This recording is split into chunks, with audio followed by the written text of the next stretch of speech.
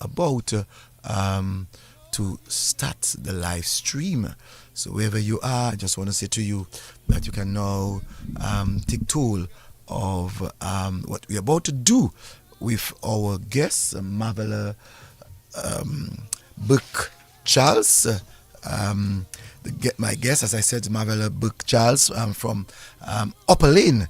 She's going to tell you all about her Upper Lane life and listening to her Lakou experience with me, Cecil Joseph. And also, Marvella will also tell us about her small business that she's been doing in Antigua. So let's discover tonight all about Marvella on our national radio station, DBS Radio. Just want to say to Marvella, good evening to you, Marvella. Good evening. My baby, my baby, my baby, my love. Yes, good evening to you, Marvella. Can see you. Good evening. Good evening. But I'm not seeing myself. You're not seeing yourself. I'm not so sure why. Because I too am not seeing you. I'm not so sure why. I don't know. Huh? But I hear you loud and clear. You're hearing me loud and clear. Yes, but I too also hearing you loud and clear. I am. But I am not seeing. I'm not seeing you. I'm not so sure why. Earlier on that we were looking at each other. Send me an invite again, video invite. Let me just try to get my technician to. Okay, right. I'm seeing you now. Right, I'm seeing you right now. Yes, and I love your beautiful smile.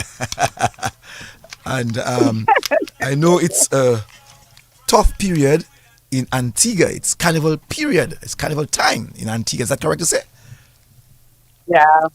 And yes, it is. And to get you here this evening, it speaks volume of your commitment to the program, the Lakou. So I just want to say again, good evening to you, Marvella. Good evening. Right. I love that smile.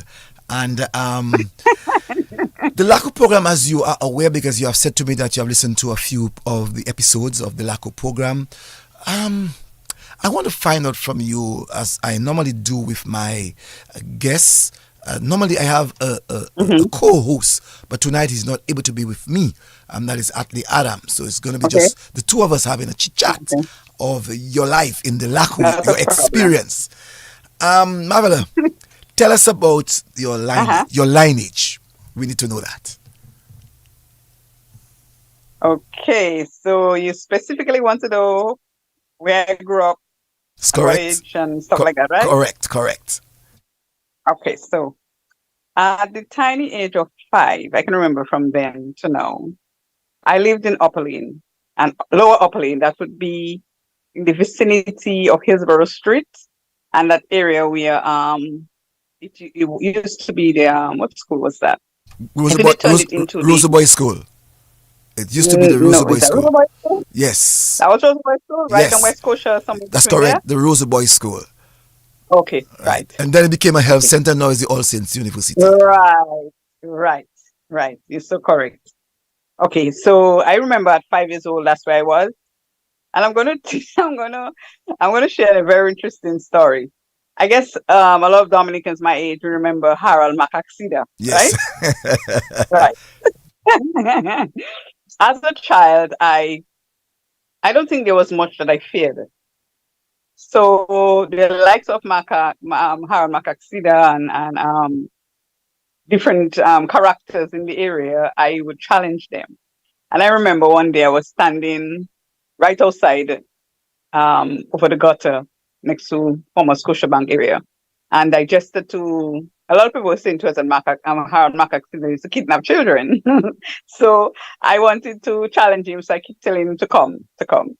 When he got close to me, I ran and hid under the bed. To my surprise, he did come to the house and stood over the window. And I under the bed screaming till my brothers came to my rescue. And I say that to say, growing up as a child was very interesting compared to now, because children now are so much into technical things and the internet and gadgets and iPads and stuff that I don't think they ever recognized what childhood was, like how we had our happy childhoods. Anyway, that was just one of the hilarious parts of me growing up as a child. At the age of, maybe 12, I think so, maybe 11, 12, we moved to higher Upper Lane. That's between Cock Street and Virginia. Not Virginia, Cock Street and the name not coming to me now. Cock Street We and Upper Lane. yep, Cock Street and Fields Lane. yeah, Cock Street and Fields Fields Lane. Lane, right? Thank you. Yes. Right. And I grew up right at the corner, Mazabo shop. And I remember on Sundays we used to sit right outside on the step because there was a pipe close to the house. So we always had water. So it was put in a hose, pulling containers, washing, stuff like that. I remember rainy days we used to dive through the culvert, the culvert that's on Cock Street. Yes. We used to actually swim through that because the water was so crystal clear that we used to swim through that to the other end, all the way down the road and come back up. So you actually we did some wet so I want people to understand where you're talking about. That house well, opposite to your home was Mr. John Bully. Mr. Bully, if you remember, right? Zabu's shop was adjacent to your house, more south, and my house was right across the road from it. Yes. Right, so that gutter that you're talking about is right by Mr. Bully, where it's now Perky's. So there was this gutter, as you said. Right. As a child growing up, it looked like a very deep gutter. Yes, but we would I was more of a tomboy growing up. I used to ride bicycle, roller skates. The only thing I never rode was a motorbike. I still can't, but I will go on one and take a ride. But I've never rode one by myself. But I did everything a boy would do. Climb trees, stuff like that. I was one of those that never liked to comb my hair. So my mom would give me 2 cornrows or cut short afro. Man head, kind of, because I was a very nasty person. Sorry about that. Anyway, oops. Sorry. My hand kind of touched the scene. Sorry about that. Yes. Right. So growing up, we played marble, hopscotch, moral, every game that you could think of. Auntie and Fred and Needle. The only thing is we couldn't play games after 6, based on the myth that we would get lost somewhere. The devils would take us. But we would play all those games. Trust me, my childhood was very interesting. Very, very interesting. Yeah. Let's go back a bit, right? You spoke earlier on of you growing up in the more middle part of Upper Lane. That's by Scotiabank, the Republic Bank of Dominica, or we can say opposite of Boboy and Mr. Johnson. Former Capsec. Correct. Your house was right across that area there, in that yes. Kue. Tell us the life. Yes. Tell us about that life in that Kue. Well, get this. Because I was so young, my life there was short-lived. Like I said, I probably moved when I was 11. So I only remember I only had a short memory of that particular part of town. It's not much that I can remember, except that dramatic stuff with Harold. I just know I grew up there. I went to school, primary school. And as I said, when I was about 11, 12, we moved higher up.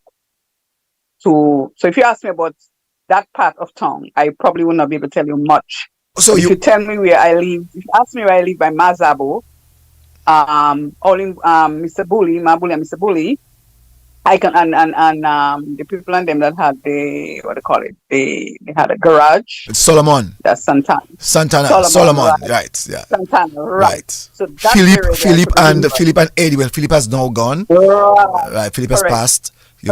So that's and Mario has passed. And Mario has passed. Yes. Yeah, right there. Right. So you would not be able to remember some of the things that you would have done as a girl in the area of middle of Upper Lane. So we will focus a little bit more on the upper part of Upper Lane by Zabu. Mm-hmm. Now, you said earlier on that you had a big step, a long step, basically, long flat step in front of your home, and right next to that step was the pipe. So you never missed the water. Yes, correct. No, would you remember when water had to go in the area? What people like Mr. Solomon, Scotland did to remind your parents of no water? Would you remember that? Honestly, I cannot remember a time we never had water. Honestly, it never dawned on me that we never really have, because the day we really would focus on water to the fullest was on the Sunday. Besides going to the river and Baffiset River under the bridge and spending most of our morning washing, and when you come out you put white like you have on socks. I can't remember not having water in that pipe, honestly. Okay. No, I can't. I So, can't remember. so Do that's you know anything that I don't know? so that standpipe. That standpipe always had water. Always had water. No, no. Tell us a little Always. bit. Tell us a little bit because it looks as if your yard was the Upper Lane, Cork Street, Fields Lane area.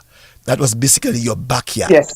But Yes. tell us a little bit about your siblings. I know that Elvis, your big brother, Jasmine, I think is her name, your big sister, Janet. Janet. Janet. Yeah, right. And Yes. Rosaline and Tilling. And tell us a little bit about Rosman. Rosamond. Tell us a little bit about your growing up in that little yard of yours.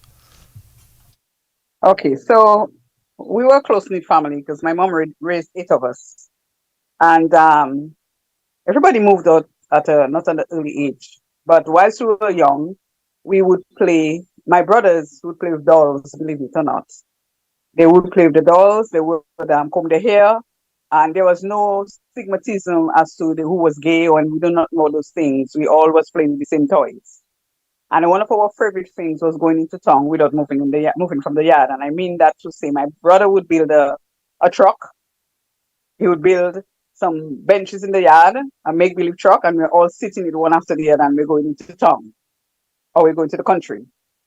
And what he would do, that's Elvis, the first one. Roots, my first brother, he would sit at the front of the truck, and then you have Tilling. Affectionately Marcellus Lee. We know him as Tilling or Baba. He would sit behind Elvis, and then you have Vilna. Her Rastafarian name would be Rashida. She would be sitting there too. Then Janet wasn't much present in our life because for over 50 years she lived overseas. So we never really had her present in our life much. It was very short-lived. And then we had Rosamond, and then we had Joanne, who's my last sister. And then you have me. Oh, and then we have Ronald, which we call Scarface. Right. I was about to ask you about Scarface. Right. Yes. He now lives in France. But he was there, and we would all sit in that truck and go for town without leaving the yard. I love that. I really truly love that expression. That you all 8 brothers and sisters would be on a truck, yes, but not leaving the yard. Yes. So no, we're not leaving the yard. So what Elvis would Elvis would do? What would Elvis do to make you? What Elvis would do to make you feel that you're in the yard?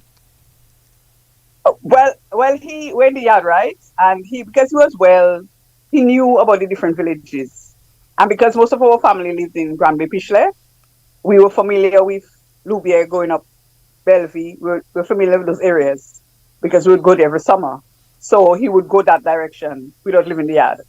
So he would go through each village and we would stop to drink coconut water. We're not having coconut water for real, but I mean, it's one of those things that you just enjoyed and you have that imagination. So he'd bring it to life by just explaining different villages, and we stop by our cousin and we eat this. And I mean, it was fun while it lasted, and it was one of our favorite pastimes on a Sunday after we have had lunch and everything. We just go for a ride to town without leaving the yard. That is so amazing to hear. You know what I'm saying? Yes, that you will pretend that you are taking a truck, a 3-ton truck, yes, and drive from Roseau, then you leave, then you get to Newtown, then Elvis would say mm-hmm. that you know in Louvier, and then he said Louvier, and then go to Bellevue, and yes, then he would tell you are in Pichle, and then he says to you, okay, yes, you arrive in Granby. That is amazing to hear. Yes. And when we were driving, go ahead. What is the expression now of you all in the yard thinking that you're on your way to Granby? I mean, he was such a good storyteller that he'd make it so real that you actually felt that you were there. So when you talk about stopping to eat kenny or stopping to eat mango, everybody's so excited. I mean, it all came back to reality that it's not happening, but for the moment, we just make believe. And we enjoyed that moment. Wow. That is amazing. Yeah. Jumping ahead to when my mom turned 80. No, before No, uh-huh. I just put in a parallel. Okay. When my mom turned 80 and we all returned home for her reunion, we spoke about that moment. And it was so cool talking about it because everybody was like, yeah, I can remember when we went to the town and we stopped by this place and stuff. And yeah. So it's still really in our mind that it happened. So when Elvis would say, okay, we now arrive in Bellevue Shopping, we're going to eat mango. Would you all eat mango? Mhm. Would you all have eaten No, we don't have mango? no mango. No We mango. don't have no mango to eat. We don't have no mango to I eat. don't But like I believe said, that. as a But child, so you just how would you then express that feeling of excitement to know that you did not eat a mango, but your brother is making you believe that you ate a mango and that you're in Pishle? How possible that was? because that's convincing. And yeah, but not only that, we had moments where we went there for the summer. So because we experienced it for real, we incorporated into what we were making believe, and we just actually felt that we actually did it. But it's kind of hard to explain because when you're in the moment, that's when you realize, hey, really? But as a child, it was so enchanting and so mesmerizing that you're like, I mean, there were occasions where we actually ate a mango or we ate a banana, but when it was happening, we didn't have it until it was all over, and then we're going to eat what we have to eat. You know? So Tilling, Yeah. what part Tilling would have played? Tilling will encourage, or sometimes we pass a village and we forgot to stop by probably an aunt. We say, no, reverse. Just trying to. Is Tilling listening to this tonight? I don't know. I think I should have invited him, but maybe he is. A lot of people, when they saw that I'm going to be on this show, they said they were going to listen or watch. So Uh-huh. I guess maybe he has. Maybe, I don't know. You mean Tilling would say, hey, we pass reverse? Slow down, reverse. Yes. Yeah, we just passed. And Elvis would reverse.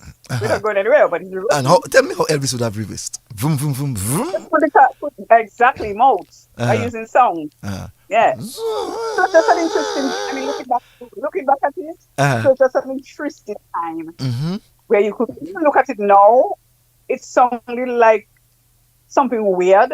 To us at our age, it was fun. But for somebody now trying to explain, how dumb is that? But it's not. At the moment, it's just one of those things. We do not have technology, so we have to create our own. So that was theater at its best.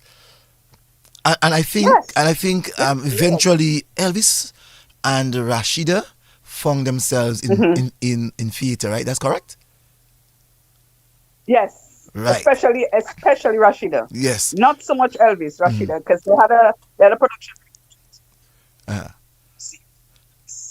I didn't get that last part. You were saying? Oh, my sister Charlie just said, sorry, my sister just said she's listening to me on the BS. Oh, okay. No, I just want to tell you that a number of people are looking up, listening to the program. Teresa Lewis. Also, we have Sandra Norris, Shelleen Pond, Yolan Kepper, Tina Bell, De Romaine, Martina Royer, Nadette Williams. Nadette Williams said that, good evening, Marvella. I remember you in the corner house on the corner of Cock Street and Upper Lane. We would come in at that area to play skip and rounders. We have to talk about that. Because I know that area. I know that area was known for skip and rounders, and to a certain extent, by in front of your mother's gate, we used to play nuts, if you remember. Yes. Cashew nuts, yes. Bloche. That's what we used to play in front of your mom's. So we used to use the. What's that? Was it talk? What do you call it? We call it. We used to take the shoon, right? The talks would be. The talks would be the one with the marble talks, but the cashew nut is boons. We used to have boons. I think there's boons that we call it. Right. And your mother had this. You're breaking up a little bit, and I want to get you clearer. You were saying? Yeah, me? Yes, I'm hearing you now. Go ahead. No, I said Marvella? the one in the nuts called shoon. I'm here. Shoon. Oh yeah, shoon. We used to call it shoon because we had to measure from the knot hole to the knot to see if our shoon as but what's that measurement? Shoon meant measurement at that time. That was the Lakou word. Shoon. Yes. We have our fingers like this. Yes, shoon. Yes, shoon. Somebody can correct us. Yes, it was measurement, I think, and we used if our finger when we did the shoon would touch the knot, we would have won. If it didn't, the opponent would have taken your knot. Is that what it was? Yes. Yes. Right. Yes. So I want you to continue with your siblings. You spoke about the truck getting to the country more that of the south. Give us much more stories that would you all would have encountered with your bigger siblings at home. Okay, so my first brother and sister, my first sister Janet, um, Rashida and Elvis and Elvis and Bella. Remember they grew up in Tefem. They practically lived in Tefem. You're So breaking up a little bit. they were away from us. I'm not so sure why you're breaking up so much. Maybe yes. Hearing me? I'm hearing you, but faint sometimes. Go ahead. Okay, let me I'm on Wi-Fi, so let me put me on my mobile data as well. So probably Yes. strengthen the signal. Just a Yes. second. I also want to say that Norrin L. Joseph is looking up Marvella family. That's what Norrin said. And Marvelin, Alvin, Okay. Alvan, sorry, Christopher, Rosamond Thomas, good evening, she said. Teresa Lewis said, yes, Shun was marble to me.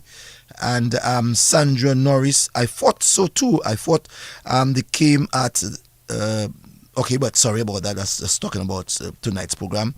Sandra Alexander, good evening, folks. Yolan John Joe said, good night, good program. I remember those days. And Martina Roy, she says she needs to sit up.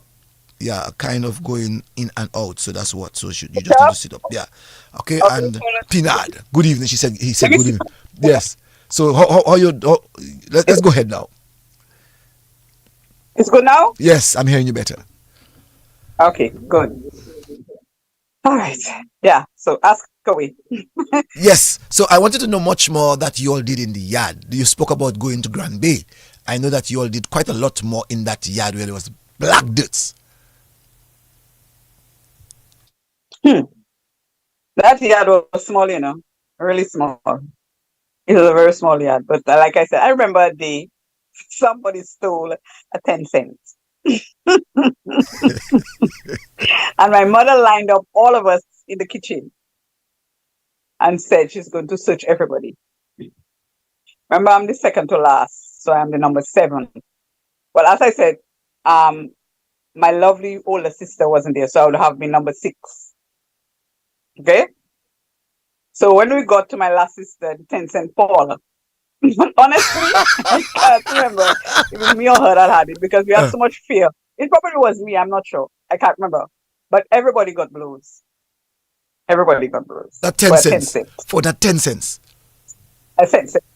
Uh Just huh. a 10 cents. Uh huh. Now, growing up as a child, I from since that experience, or even before, my mom always told us when you see people with a thing, don't try to get it because you didn't know what they do to have it. She said, do not take up people's stuff. And if we would come home with a pencil, a pen, a piece of paper that don't belong to her, she sent us to carry it right back. She doesn't care. She didn't care if school was over. You have to take it back. So I grew up with instilled that I have instilled in my children as well. So that's I another had a fear. experience. Mm. Go ahead. I I had a fear of the dark. I still do kind of, but not. I'm grown now, so yeah. And I remember at every 6 p.m. you need to wash your foot before you come inside, or else you can't come inside because cleanliness. I would say my mom suffered from OCD. Back then, we don't know it's OCD. We just find just over extra. But she was one of those that believe in cleanliness because she said to you, your kitchen and your bathroom tells who you are. Even if you don't make your bed, you just pull your sheet, make sure all your dishes are washed and your bathroom is clean because you don't know who's coming up the streets.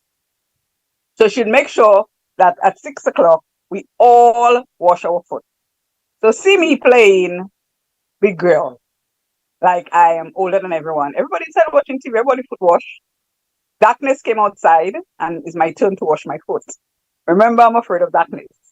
So I it was one of the most horrific nights of my life because she not only put me outside to wash my foot, she locked the door. So washing my foot took faster than I expected, but longer staying outside to get back in. And you would have done That's that one by of those examples. you would have done that by the standpipe outside of your mother's house. No, actually, no, I won't have to go outside in the road because we have buckets. Okay. We had buckets of water in the yard. Because Okay. even if we had a pipe where we have access to, we would still do what you call it, buckets of water as storage. So in the event that we can't go outside, we have water. Yeah. No, that is you're giving us basically free experience. The dark, washing your feet, and the truck. There are much more Yes. experience in the yard. Where you lived, as I know, you had this wall, one Yes. facing the Monroes and the other one facing Zabo. Tell me that wall, what kind of excitement it brought to you all when you all wanted to do mischief? Um, Honestly, mischief, sorry, wasn't much in our life, it must be troublesome. I can only speak for me and my experiences and not so much others. For me, I remember one time we had a cherry tree. Well, I thought it was a cherry tree in the yard. And my last sister and I went on that tree and I picked all the ripe ones and I gave her all the green ones. And before waiting for her to experience it or taste them, I threw all the red ones in my mouth. And it turned out to be pepper. So I had to We lie down. Huh? say that again, sis. Say that again.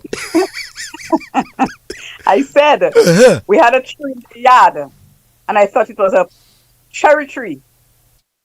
So I went to the tree, took all the green ones, gave it to my little sister, Joanne, and I took all the red ones, the greedy person that I was. And before allowing her to experience the taste, I threw all the red ones in my mouth. It turned out to be pepper. So I had to spend the next 2 days Mm-hmm. lying on a chair with a spoon of sugar on my mouth, in my mouth before my tongue fell out of my head. Up to this day, I don't eat pepper. Wow. Wow. Yeah. And what was your sister? What was And what was get your little a sister? lot of What was your little sister expression now after that happened? she didn't get a chance to eat it, so she was like, "Whoa, what's a lucky thing I didn't eat? And you're so greedy. Why did you take the red ones?" And blah blah blah blah blah blah blah blah. And Yeah. what you did? You cry? Did you respond to her? Well, I cried. I mean, I was in so much pain that my tongue was coming out of my head that I didn't have time to even feel any emotion, but just wanting my tongue, that taste to go So away, so what's or your that feeling to go away. Because so, my brain was exploding and everything. so what your mom eventually said to you when that happened? She said to me, "You must learn to share and share Mm-hmm. fairly." All right, I can imagine. And Yeah. at the end of the yes, and at the end of the day, she said that was a pepper tree, and if you had asked, I would have told you. No, But I didn't know that. your mom actually worked at AC Shillingford as a messenger. That's correct to say? I'm not. No, she wasn't a messenger. My older sister probably can correct you on that. My mom wasn't a messenger. I think my mom worked in the place like a worker. I don't think she was a Mm, mm, messenger to that mm. to that effect. Probably Okay. she started off because she worked there all my life.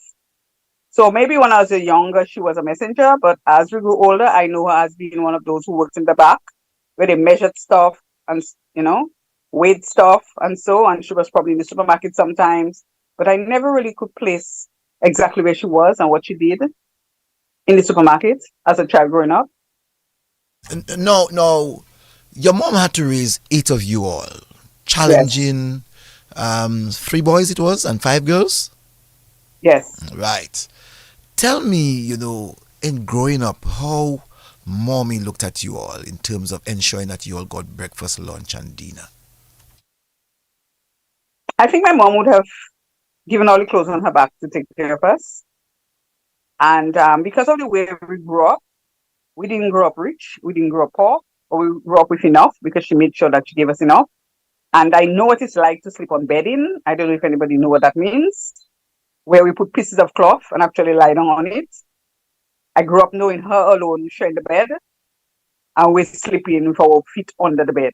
But we were happy because we had clean clothes. She sent us to school with the best that she has. We did well in school. Nobody dropped out. Yeah. That is an experience that many people your age would have had, where people like us slept on the Mm-hmm. floor. Our feet would Yes. have been, as you said, underneath the bed. And your Yes. bedding, your cabin, would have been made of Yes. what? Pieces of cloth. What about crackers bags? Crocker's bag for us was one of the things she taught us to cut up pieces of cloth and make mats. We Okay. never really slept in them. And honestly, we never ate back and egg. Never We always ate said back and back and neck? egg is for dog. Never ate No. back and neck? Growing up as a child, we never ate back and egg as a delicacy in the house. She bought it for the dogs. I don't think you're the only one or only family who did not eat back and neck, because I did now though. I'm trying to I trace. did now. I love I'm it. trying to trace. Even growing up as a boy, back and neck was considered to be poor people's food or for dogs, Yes. and Yes. we would have eaten maybe fowl food. Fowl foot. Yes. Fowl Yes. foot. Could it fall food in soup? Yes. Yes, I would eat the fowl foot and Yes. the fowl totot. That's what they used to call it. What is that? The back the back of the fowl. I went too The long. anus of the fowl. You remember the back of You want to the fowl? the anus of the fowl, the back. Oh, As you that say, the no. boom boom. No, I never eat the boom boom. Okay. No. I eat the foot. I remember that's why I hate it with passion now. When Jamaicans talk about I'm fowl food, I'm like you, but I don't eat. Uh-huh. No. Okay. All right. No. I want to just go in stride, but as I'm doing that, I just want to say that there are a few people looking on. Remember we still at Upper Lane, eh? Yes, we're still on Upper Lane, I know. Virginia Jean Right. Saint-Hilaire said that playing cashew nuts in the yard was really a good experience growing up, being in the village of St. Joseph. Yes. Since those days, had no TV. Kim Douglas said that he's watching. Right. Virginia, we just read what Virginia said. She also said, No, we have yes, TV, man. you are TV. Yeah, the one that go clack, clack, clack, clack, clack. Yeah, we'll Yeah, come. that's We'll the come. one. We'll come to that. I must come to that. Lauren Benoit said, pokes, poke nose, fall boom boom. That's what she said. It was called fall boom boom. Okay. Noreen Frederick said Okay. she's watching. Mickey Delvin, said great program listening from Royal Rough, London, and quite a number of people are on, looking on to the program, and yes. So let's go back a bit to Zabo. Zabo came from Virgin Lane. Some persons may not be aware that Zabo came from Virgin Lane, but she placed herself next to your home on Upper Lane. Before you all actually came, that she was already on Upper Lane. What do you remember of Zabo shop?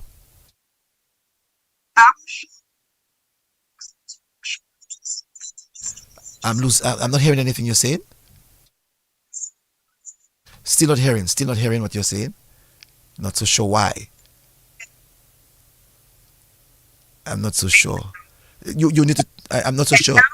I need to. I'm not so sure what's happening with your mobile, with your device. 1 second. Yes. Let me see.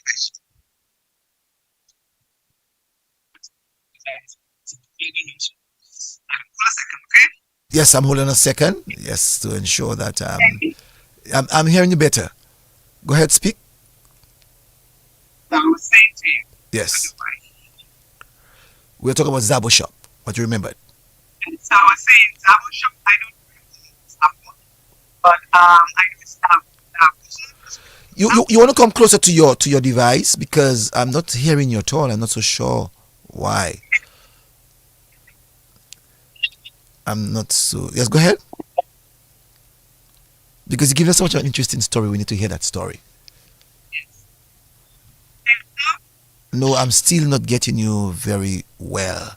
I'm getting your video well, but your audio is not the best. Yeah. Go ahead. You hear me now? I'm hearing you, but a little distorted. Let's go ahead. Okay, let me see. I was just trying to switch phones. Yes. Okay. Yeah, so I was saying, you hear me now? I'm hearing you a little better. You hear me now? Yes, I'm hearing you better. Yes. Okay. But it's just that I have to move to the device, but it's okay. Yeah. Right. So I was saying, I can't remember who Zap was, but I remember Mali and what's the other one? Jerry. That's it. Two young boys at least. Yeah, Yes. Jerry, yes. Jerry for Right. Iris. Right. Correct. Um, we always had the wall of the mines growing up as children because the boys would step so that speaks downstairs on whoever that would pass. And we always planned that when they come downstairs, we'll beat them up. So we always had that wall going on as children. So Can you hear me? yeah, I'm hearing you a little faintish. I think I'm not so sure I want to I'm not so sure what is wrong with your device. As you're saying that Martina Roy said she needs to sit upright. She's going back too much. Jerry Truitt said that he's watching. upright. Yeah, I know that you're upright. Sandra Alexander said it sounds like an echo. Alan Mann said we are locked in with you tonight. We all raise up onto the corner of Upper Lane and Fields Lane. And VTMR Radio and DJ Kojak is watching. Yes, go ahead, Marvella. Let's see if we hear Yeah, you. no, I'm trying to hook up my laptop as it's talking to me so it will make it better. All right, go ahead. Right. Yeah. No, I was saying Jerry and Mali, they were two little boys that used to always spit on people when they pass. So we always plan to beat them up when we get a chance. So you mean? You hear me? Yes, I'm hearing you. So you mean Jerry and Mali? I wonder if Mali hears this tonight, what he would say. I hope he hears you. Mali Christian, I mean, that was his surname, right? I can't remember their last name, but I know Jerry and Mali very well. Yeah. Jerry was a little tough, Mali was plump. Yes. Yeah, I remember them. Yes, two children of Iris for this Yes. guy. What's his name again? Toulon was your father. Right, you got it. No, Yep. no. Zabo's shop. You would have had to go in that shop many times to purchase Yes. for your mom. Credit. Yes. Let's talk about a little bit Right. of credit. We never credit from Zabo. You didn't. You didn't credit from Zabo. That means you had a good time, man. No. I was very Copawezo. Your mother was very capo. She probably Copawezo. So your mother would maybe do the credit, but not the children. No. She probably would have credit from Shillingford, not Zabo. Oh, okay. Yeah, because she worked at AC Shillingford. Exactly. So there would be no need to go to AC Shillingford to get that credit. So, but tell us what you remember of Zabo's shop. Exactly. What do Okay, you? Zabo shop was everybody's shop. Mhm. Everybody from all Go ahead. Go ahead. everybody from all walks of life went to Zabo. You get everything, basically anything from Zabo shop. And the convenience was it was very close to the house, so there was no need to go anywhere else but there. Because they had everything, a little bit of everything. And would you remember that time people from Mount Prosper actually came in that area by Zabo shop? Yep. Yes, for sure. Tell us about that. If you Well, remember. they'll come in troves, you know. They'll come in troves and apply the trade. Mm-hmm. And it looks like they would supply Zabo shop with stuff. And in exchange, they would sit there, drink their liquor, because we had our own little, the little local rum that was made.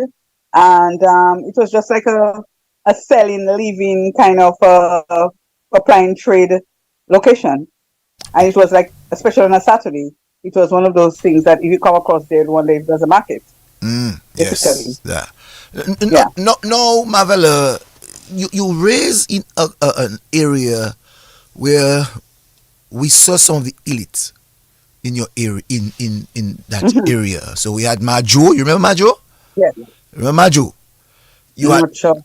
Majo. Not sure. Majo was the Amor's mother, I think. The Mistress Amor's mother. Right. Enlighten me. Yes. Right. Then you had the Julian. Then you had the Julians. Then you had the Yes. Monroes. Then you had the Yes. Bullies. Then The who? the Bullies. John Bully. Yes. Yes. And basically, these people, when you looked at them, what as a girl growing up, what did you tell yourself about these people? Because I had my view about them myself. To be honest with you, and then you forget the putters Oh of the yes, the road. deputers, yes, the deputers, yes. What's his name was my little boyfriend. And What's his name? that's Emil. Emil, Emil. Emil was my boyfriend. Yes, Don't tell him I said that. he he, Anyway, he heard anyway. um, yeah. But to be honest with you, never really stigmatized. You see, growing up as a child, my mom trying to instill so many values in us that the time you would take to think of the color of your skin or the elite, or I mean, there were people that would act on your last nerves because they, for want of a better word, come away so. But I never really gave it much thought because of the personality that I possessed and still does. I'm friends. So I really I'm losing your gain. I'm losing your gain. I'm not so sure. me. I'm not so sure why that your device is giving us that problem. I'm going to visit network and not my device. What's that? I'm not sure. Maybe it's network and not my device. I'm not so sure why this is happening. You know, the very first time that this is happening, because that's an interesting part I really want to find out. Because as a girl growing up, and I too as a boy growing up in that area, I would have had a view of some of these people that we are talking about. John Bully, Deputer, you know. As I was saying to you, you hear me? Yes, I'm hearing you. I'm saying to you, as a child growing up, because my mom instilled some values in us, and because of the personalities that we possess as children, I mixed and mingled with the elite, the independent, whatever. So I never felt a stigma, I never felt inferior to them. I practically lived in I practically lived in what's it called? In the pictures, friends. Sisters, friends. The McIntyres, right in Kinsley. Colin McIntyre, all of us were like friends. I guess maybe because I went to convent and a lot of them went to schools. We kind of Marvella, someone asked me if you have your two phones on, and the person said that if you have your two phones on, put off one. Okay, hold on. So it might be yeah. Let me take off my Yes. What? I have a phone that is on TikTok.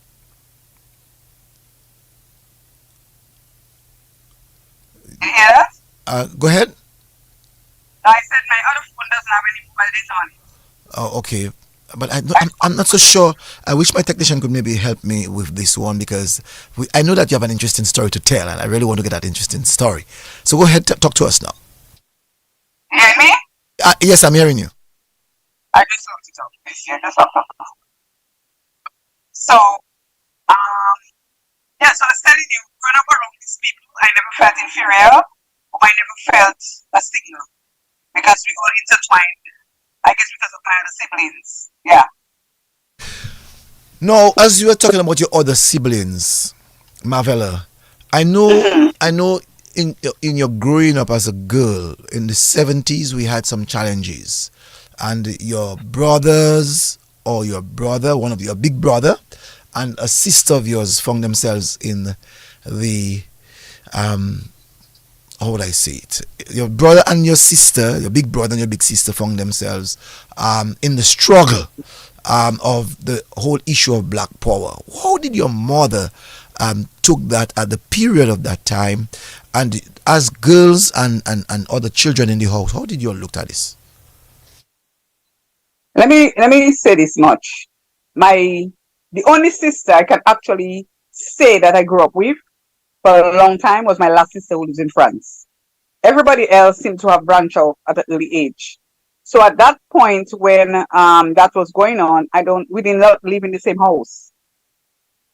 So I'm not even sure how my mom handled it, because they were grown enough to deal with it. I can remember one time, back in the day, Black Power and Rastafarianism and the locks and the stigma placed on that is from the time you have locks, you're either smoking or you're dealing drugs or you inhale Selassie and that kind of stuff.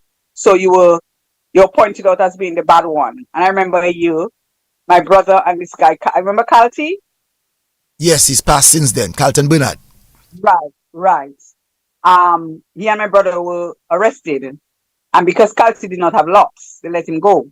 My brother swallowed his joint, but they still arrested him because he had locks. So you see what I'm saying? So we're aware of that as young people, but we're not mature enough to understand what it was all about. So in conversation with your brother then as a girl growing up, and if you realize using the word girl, to just Yeah. to depict how Yeah. small that you all were at the time, what Mm-hmm. kind of conversation that you all would have had when Elvis would have come home, to see how the family was? How did you all look at Elvis, or what kind of conversation that you all would have had, if you remember? Um, Honestly, I'm not even sure if I can remember. All I know is we never looked at him as anybody else but Elvis. That was our brother. And so many of them grew up in Tefem. I have a lot of cousins that actually grew up as Rastas from baby to grown people. So it was part and parcel of a lifestyle that we understood and accepted without much stigmatism. If you understand what I'm trying to say. Yes, I'm getting you. We had not much to say because right, we didn't have much to say because it was part of my lifestyle, knowing that's how they were and that's how they grew up. And I never looked at it differently because I have locks too, but I'm not a Rasta. If you know what I mean. Yes, yes. You see what I'm saying? Yeah. And just to come forward a bit, I remember in 2004 when I went to Jamaica to represent the hotel that I worked for at that time. Everybody was taken aback because I worked for Sandals, and at Sandals the stigma was they would not hire a Rastafarian. But because we're in Antigua and it's a different lifestyle, and as a manager, I was accepted at Sandals, Jamaica, because that was our lifestyle, but it wasn't happening for them. And as the years evolved, people realized that Rastas are Rastas, but locks can be a hairstyle, not a lifestyle. So it had to take education for people to understand. So going back then, because the stigma was there and the education was there, and the fact that you align the Rastafarian with drugs, smoking, bad influence, there was very little time for you to explain who you were and what you stood for, so you would get the bad end of the stick. You see what I'm saying? But Yes. because he was a member of our family, we never looked at him like that. He was just my brother, and he's still my brother. And I'm sure outside of Carlton, in that period, that you would have observed some of your brother's friends, close knitted friends, that were themselves not Rasta but dreads. That's how we used to call them in the early days. You know, Right. and I know that you were small, but you would have heard conversations. Not really. That's a, Not really now. As I said to you, because they never really grew up with us per se, there are Yes. lots of things that happen in their lifestyle that they will tell your own story. Yeah. For me to interpret or even analyze or even give an opinion of it, it would be trying to ask them to tell you. If you know what I mean? But Yes. from my personal experience, I left Dominica when I was 2021.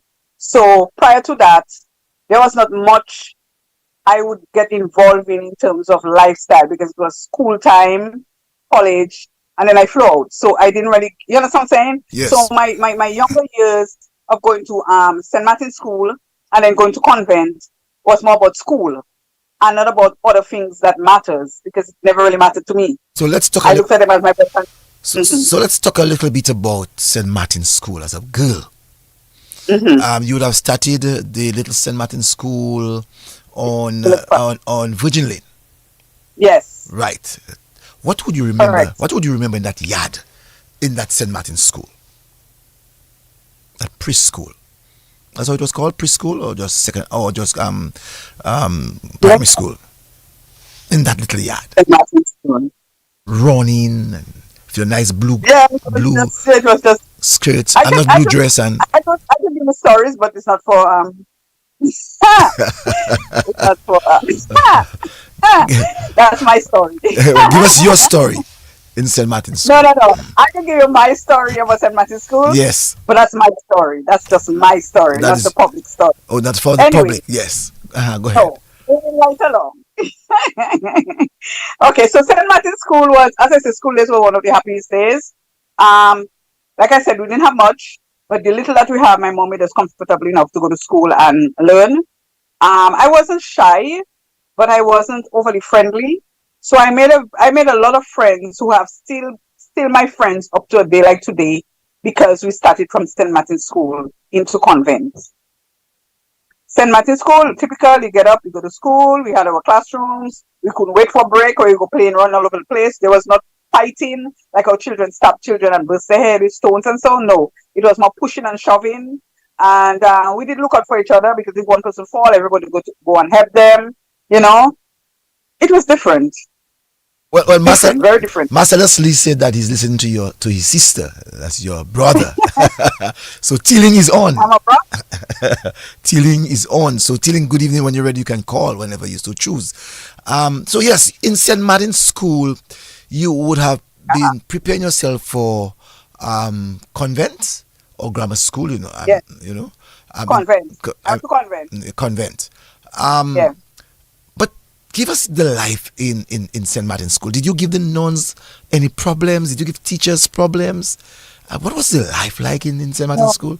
You were not overly friendly, but you would have had a few friends that you'd want to do a few mischief to other students or even the teachers. I mean, every girl would have had their own experience in school. I wasn't a mischievous child, you know. Now I'm mischievous. Not then. But tell us what that big yard in St. Martin's School was like for you. Recess so time. Well, like I said, we play moral, skip, hopscotch. As a child growing up, that's when you learn all those little games, and it became treasured because you want to feel that you're a winner. So you find we have different games where we compete against each other. As I said, growing up in St. Martin's School was all about school and doing very well and making sure that your teachers don't say and say you get a 40%. You always want to make sure that you're doing good in school. So for us, education was more important than anything else. So outside that's how I see. but I know outside of education that some kind of values would have been taught at school. We will come to the games in a while, but I would like to find out, because you had nuns actually teaching you all, and they wanted you all to be in a particular frame, particular setting. How did the nuns who taught you all impact on your lives to make sure that you all grew up to be good women? To be honest with you, I didn't have much nuns teaching in St. Martin's School, you know.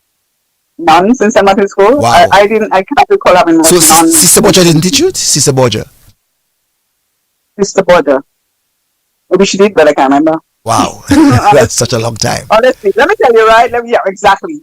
You look at that 1970 something, 1979, 78, 77, those kind of times. And wow, that's a long time. Maybe, as I said, we did have nuns teachers, but like they installed, I think they wanted everybody to be a nun, period. But they have the bad eggs between us, mischievous ones between us that would advise us otherwise. But it was nothing where you have to become a nun, so you have to become a nun. No, it was teaching all the subjects. As I said, break was our biggest deal because nobody wants to sit in a classroom for too long. I think that was the biggest thing for me at St. Martin's School. And I think my real life was in convent. I can't really think of before we go to convent, so much. Someone's on the line. Let's see what the person has to say to you. Good evening to you, caller. So Sister Boy was the principal of the school. The nuns at the convent, not St. Martin's School. She was the principal. That's what I'm saying. That's what she was. Okay, thank you. Yeah. Yeah. All right. That's what I'm saying. I can't remember much nuns in St. Martin's School. It's mostly convent. Someone told me about Sister Anne. Would you remember Sister Anne? Sister Anne. Maybe I don't know. Right. Wow, that's such a long time according to you that you would remember. I don't know. I went to convent in 18. Okay. So someone said that Sister Borgia someone said that Sister Borgia was the principal in the 1970s and maybe before. So you will have remembered. I finished convent in 1979, somewhere around there, 1980. Yeah. I started convent in 1980, so no, that's a long time ago. What about church? You I know that when we were preparing to go to church, especially on a Sunday morning, children, we didn't have to take in breakfast. Did you have that experience? No breakfast before you go to church on Sunday? Normally, if you have to take the Lost Tea or the Holy Communion, we would have to take that after. You have to be hungry to take it. Not necessarily hungry. Not necessarily I hungry. don't know. I can't remember that. Can't remember that.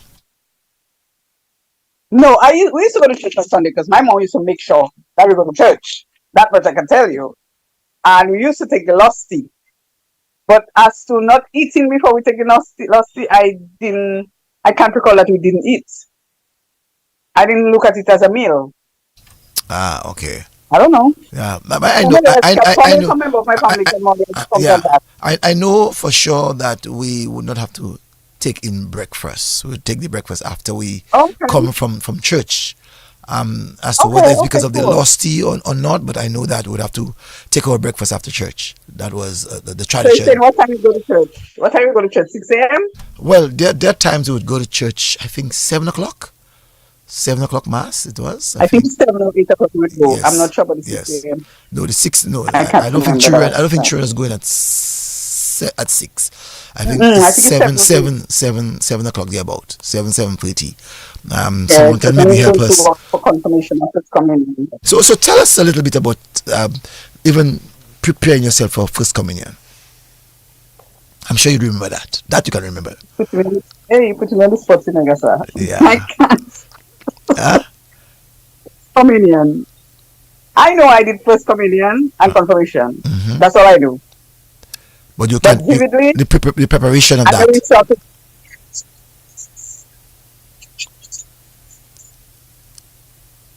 Still having a problem to hear you. I'm not so sure. I wish my technical guy could really assist me in that area. Let's go to the telephone quickly. Good evening to you, caller. I'm fine. You trying? What you trying? What's that? What you trying? Meaning? You say you're trying. I don't know what you're trying. I listening. That's stealing. That's stealing. Stealing. You took me that one. Stealing. I take you. Yeah. Just watching Marvella there. She representing herself. Well, that's good, man. She representing herself. No, Tilling. Tilling. Would you remember when Elvis was bringing you all to Pishley in the yard? From the yard, Granby on the truck. Elvis. Your brother. Your brother? Yes. Bringing us to where? Yeah. When he was driving, he was pretending that he was driving to Marvella. Hold on. I'll tell you. We had a lot of fun because Marvella, like you said, by the time they were growing up, Roots and them, when Roots, I call him Roots and my big brother, they were basically out. So I was the biggest of the last set. Alright?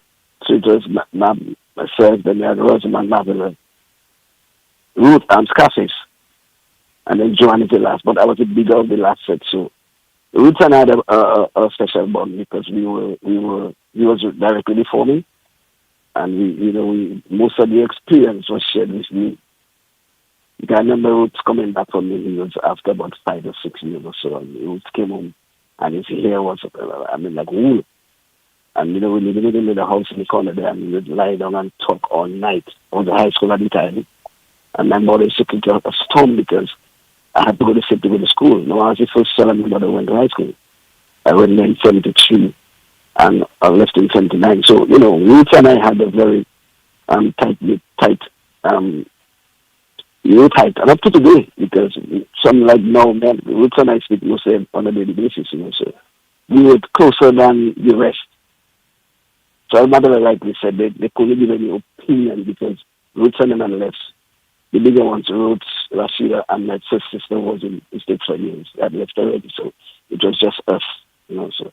But Rich was very talented, very skilled in the big truck and the drive, and he always played the driver, so, but he was a very talented artist, very good artist, and up to the day, Rich could put it on and everything and draw out anything, so.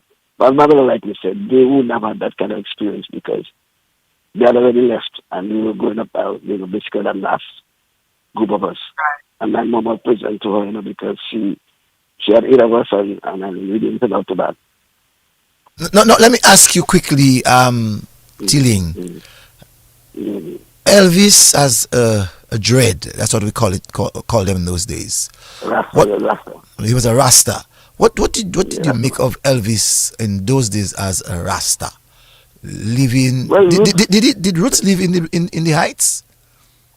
Roots was, I tell you, Roots lived in his about 5 years before coming to town. And then we used to be in contact because the other guys would come down, Balu, who's a good friend of his, they would come down and so and send messages. But Roots was what you call a roots man. He was a Rasta, he was real. And he also had a lot of influence on me because, I mean, he talked a lot. He said a lot of his experiences. So, but Roots was a one in a million kind of person, good heart, very, I mean, loving person. Up to today. Because whenever we speak, Roots at the end would always say, bro, I love you. So he always had that kind of, bond. But he was always a real person. What you got from Roots was real. And what are some of the experiences that you would have shared with you living in the Heights? Well, let me tell you, it would take a night and a half session because we used to stay up all night speaking. Most of us later when we started sleeping, and I mean, we would talk all night. I wouldn't say that most of my mother would make a lot of trouble. But, we only bond that we had really spoke. And, the kind of experience we had, the wild animals and, growing the food and, and I mean, I remember one time as Marvella spoke about, he was arrested for smoking a joint. They beat up the man right in the corner by ballers there in the house, the end of the road, and then police really brutalized the guy. Brutalized the man for what? I mean, he sold the joint and he was really brutalized, but Roots always had that kind of strength. He always believed in humanity and what he believes in. So he still does today. Yeah. And he has some kids, I mean, he loves his children very much, I can say. But I tell you, one in a kind of a man. That's my bro. And we always speak. And as I tell you, when he always says, he always say, T, I love you. And whenever we have a conversation, that's what he says. So was Marvella a troublesome child in her growing up? Oh, yeah. Really? Oh, yeah. She was? A little pepper. A little pepper. A little pepper. How do you describe? They were cool. They were all right. How do you describe a little pepper? Always give challenging mommy, challenging big brothers? Well, yeah, but as usual, but besides that, I said they were always, reading themselves and what I want to, so that's the best part. Okay. Thank you very much. Take them out. Thanks, man. Yeah. Your big brother had to call in. I mean, Tilling had to call in to state that Marvella was a little pepper. Would you agree? Would you agree with Tilling? That's it next time. No. Marvella, you spoke. That's my story. You spoke traditionally. You spoke of your tradition, skip, traditional games, skip, hopscotch. Tell us the girls that you would have been with during that period to have yourself involved in that type of traditional games. The girls around, who they were. By name? What's that? By name? Yes, by name. Do I call the girls by name? Yeah, you can call them by names, by nicknames. I honestly, I probably have one girlfriend. Well, actually, did I not go to school with me? I think I'm a leader. She was a class ahead of me, I think. Okay, as I speak, I'm in a class of 85 from convent, about 70 of us, and I think most of them are on live right now watching me. Some of them I went to St. Martin's School with, but to call them off the back of my head in terms of names, it's going to take all night. Okay. That I don't have. Uh-huh. But you could give us. But there were quite a few. There were like two. There's one of them that her name is Regina Harris, and we started primary school together, and we're friends up to this day. Mm-hmm. She was one that I would have sat in class with, and then gone to convent with. But I can't remember all of them by name, honestly. But you such a long time. You all would play games in the yard before convent. We know that the St. Martin's School was not paved and so on. How did you all go about doing these games? Yeah. Well, we were Chinese shoes, and at that time Chinese shoes was the elite. So if you have a very good shoes, look where to come to school because there's no yard to really play in. Right. So we play needle, we play ring games, we play Brongle in the ring, skip, like I said, hopscotch, marble. Well, not so much marble, hopscotch, moral. Yeah, basically those games, were break. Mm-hmm. What do you think that those games would have really brought to you all as grown ladies now? What do you think you would have learned from just the simple games? Anti Fred your needle, Fred your Unity. needle, Fred. Unity, because with anti Fred the needle is a close contact game.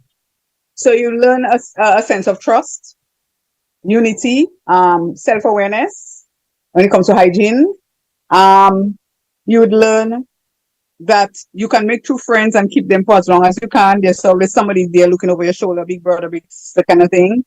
It basically teaches you to accept simple things. You don't need to have a cell phone or back then we didn't have them, but I'm just saying.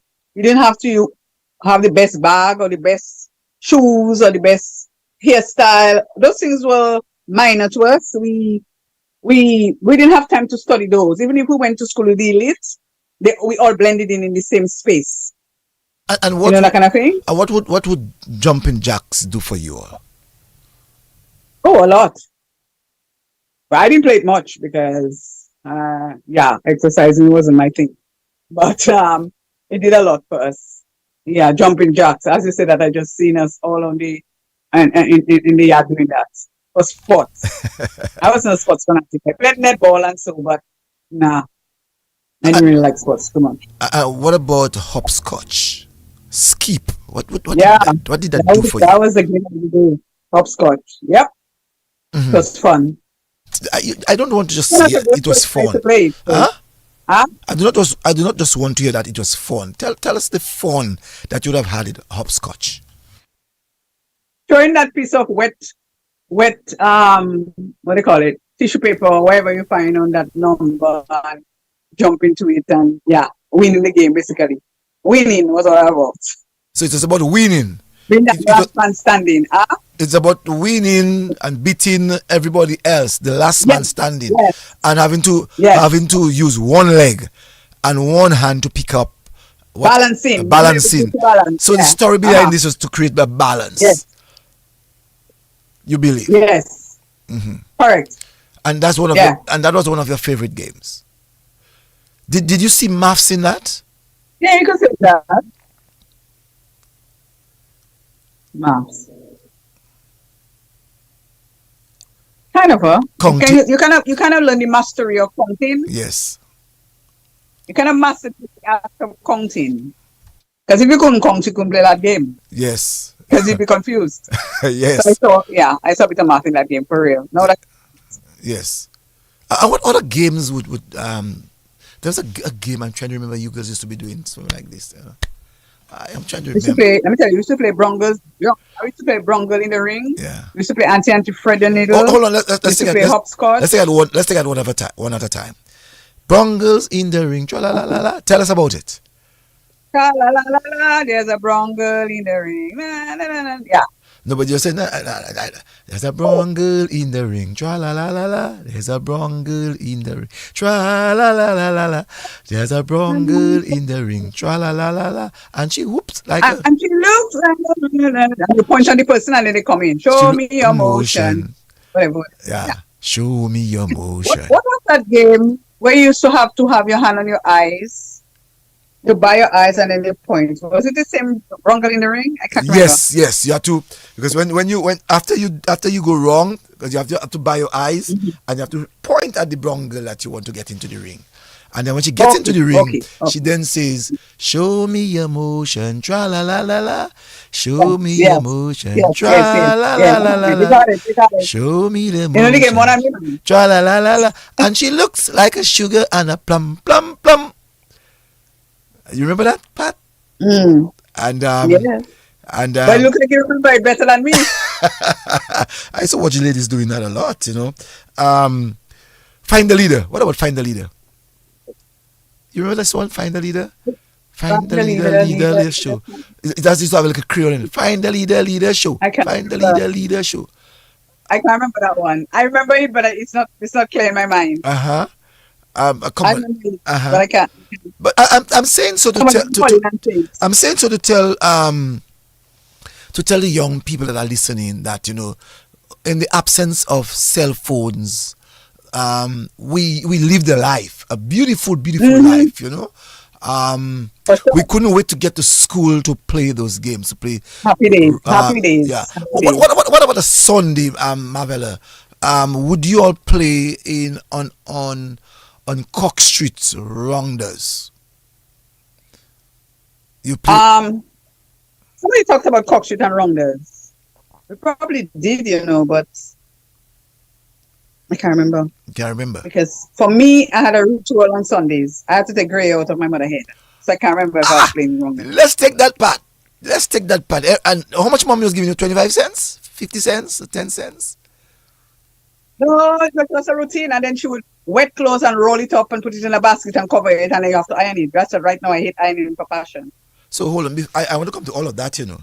You are saying to me, After work, right? So I know my adopted dad used to sit on a chair, and we had to stand and to take a tweezer and to take out the white hair. And that was me on Sunday. When we removed the white hair, we placed it on his arm, and he had to check. Yes. But he was smart. He wasn't telling us. I don't know if your mom did that. He wasn't telling us what the cost per hair was until we were through. So if there were many, my mom never paid me. Your mom never paid you? Well, dad disappears. I know there were many who tell us 10 cents. No, but it was my pleasure to do it. To me, at first I didn't like it, but then it became a ritual. So it was, I look forward to making a sit and take a. And funny enough, the gray hair my mom used to have us taking out was a gray hair that's always there. So I really didn't see the reason for taking it out. It's a patch she had at the front of her head right here. And incidentally, my daughter has almost the same thing. With me, it's different. My daughter has a little area where she has gray hair. My mom had a patch right here. And every Sunday, I have to pluck that gray hair, and it's not moving from there. That is strange. You know, really, really strange. Yeah. And the things that we didn't know you price. Okay. So you're talking about Sunday and the ritual of taking out the gray hair. What about the morning time when you had to prepare for breakfast? Mommy would make breakfast, or should ask you all to make breakfast? Listen to me and listen to me good. From the time I know myself, my mom will wake up at 5 a.m. and do breakfast for everyone. Even up to her, my mom died at 89 in 2017. And even 3 or 4 or 5 years prior to that, before she got down in age, my mom would still do that. Wow. And at that point, she didn't have none of us living with her, but it was just ritual. So if I visit home or anybody visit home, we have to try to convince our mom to go sit down. So we can do the laundry, we can do the dishes, and we can cook. That's her. On Monday to Friday, we ate no chicken. On Saturday, she would make a soup. And on Sunday, we get the biggest lunch ever. All the delicacies that we missed in the week, we get it on Sunday. So you get macaroni and cheese. Hold on. You have to give us a description of that, you know. Macaroni and cheese, lentils, red beans, cow meat. Everything you can think about, we get it on a Sunday, because that was the day for us family. But from Monday to Friday, it's fish in all forms.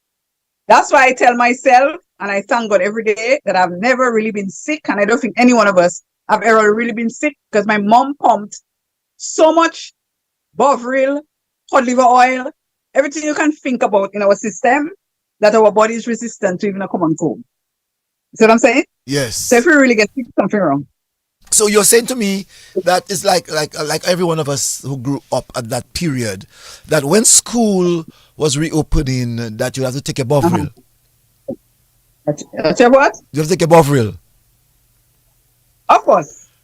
And you have to take your, remember it was a big brown thing in a big spoon. Yes. And they make you drink it. Yes. It was sweet and nice. And then you put liver oil and stick a mint or some orange in your mouth. But I didn't like the cod liver oil. I know you hear this. I said here, like I can see again. Hear this. I have 3 children. I visited Dominica pregnant with all 3. And while my mom was alive, she propped each one of them on a pillow and gave them cod liver oil and orange. Wow. What I say to you? Wow. So it was part of the ritual up to now. Well, up to since death. So growing up as a child, you get them. yes. So you have to get Bovril, cod liver oil. What about Senny? Oh my God, Senny. I hate Senny for passion. If it's a green tea, I try my best to drink green tea, but it's not my forte. I drink too much of that in my lifetime. Too much. So There's certain things in my lifetime growing up that I don't put in my mouth again. So what about Sime Cotois and these things? That is tea. Oh, that I stick to that. Sime Cotois, peppermint. There's one that what is the one that you wash out with? Coclair. Right. You drank Coclair?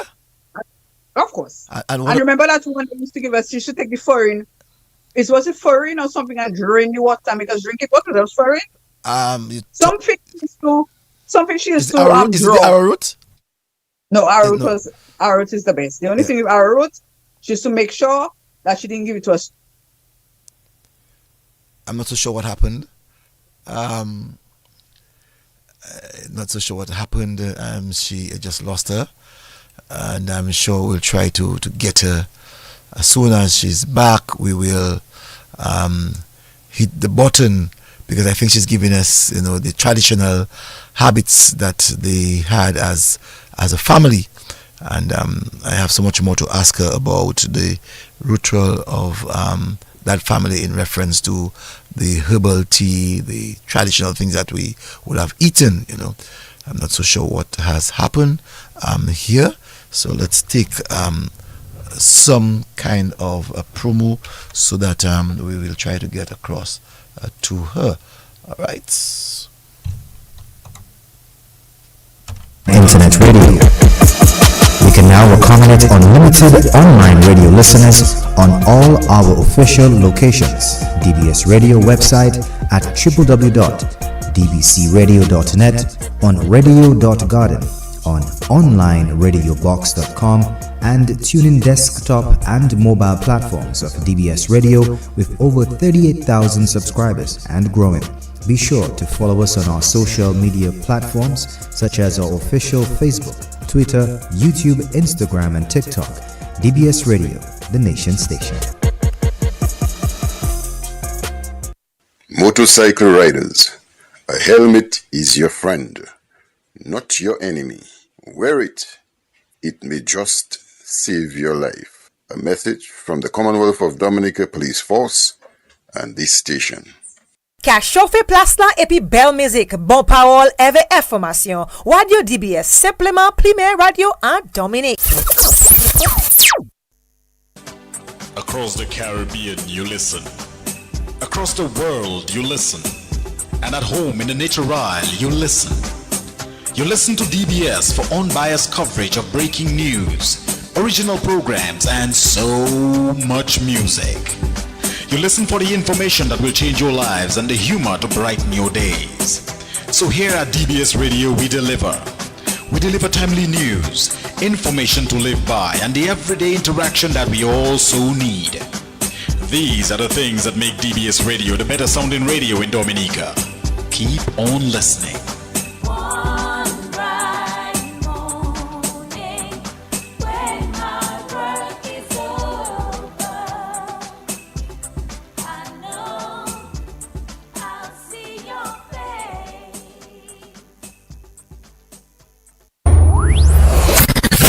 For all the fun and serious updates, information on Dominica,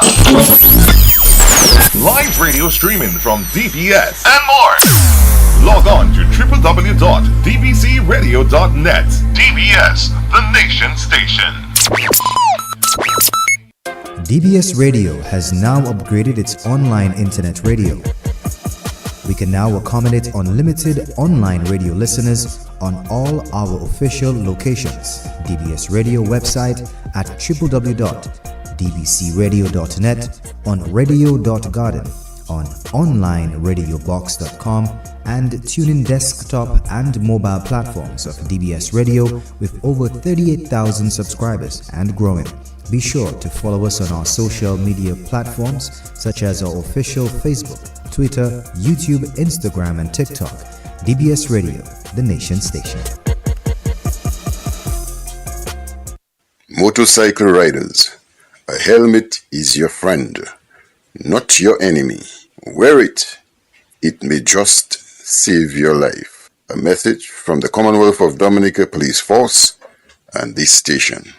I love DBS. Ka chauffe place la epi belle musique, bon parole, eve information. Radio DBS, simplement primaire radio en Dominique. In a world filled with mobile phones, tablets, and computers, one may ask, why radio? DBS Radio has the answer. For 50 years, we've got it right. DBS Radio reaches so many people, and that link with our online presence seals the deal. DBS Radio informs, educates, and entertains. We are a trusted source. We build community. We go beyond electricity. We go beyond mobile signal. We go beyond literacy. We are DBS Radio, a ray of hope in challenging times.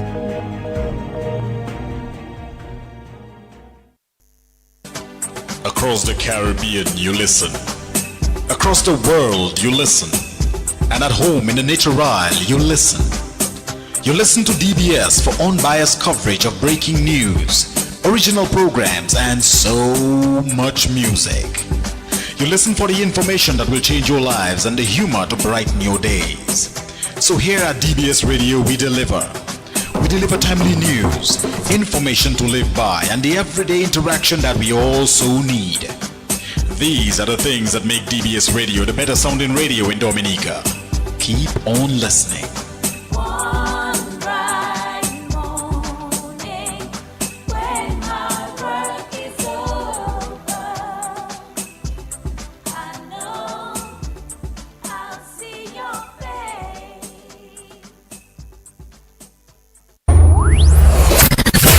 For all the fun and serious updates, information on Dominica, live radio streaming from DBS, and more, log on to www.dbcradio.net. DBS, the nation station. DBS Radio has now upgraded its online internet radio. We can now accommodate unlimited online radio listeners on all our official radio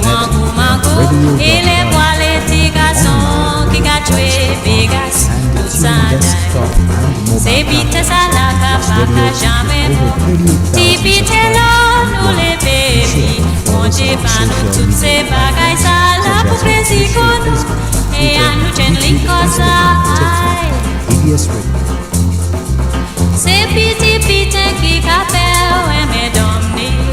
Just want to apologize for that. We are having such a beautiful conversation with Marvella and it just cut off. I just want to apologize for that, and I know that Marvella has been trying her best and she's now back. Marvella, thank you again for trying and being back with us to help us to continue in the kind of discussion that we were having. We're actually talking about the days of growing up and the traditionals that you had, traditional drinks, Marvella.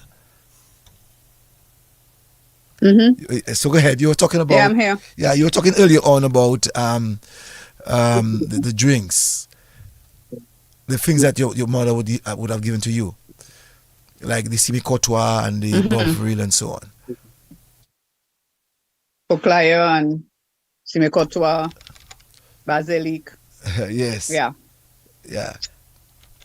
So let's go ahead. Let's talk about. I'm not so sure if the devil is busy tonight. Here it is. My He's very busy. My I don't have much time with you. Yes, I know, and that's why I'm trying to rush it and oh no, I wonder what's wrong. Dennis, if you're listening, you can try to help me to go to. I really want to do that quickly. Whenever we leave off, I can always come back on the next time. Yes, but but I still wanted to talk about the fact that your mommy was able to give you the family the semi-courtois and so on to have. Now, let me ask you quickly in reference to. In reference to going to school when school was reopening, did your mom bathe you like they would have done for other children and so? Give you your again? Would your mom give you a bath before school reopens? What kind of bath?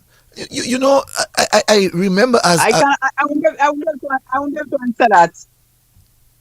Maybe Tilling or my biggest brother and sisters. Would I be able? We although we grew up with tradition, I think you hear me? Yes, I'm hearing you. I'm saying, even if we grew up with traditions, right? There are certain things that my older brothers and sisters would have gone through different too in my era.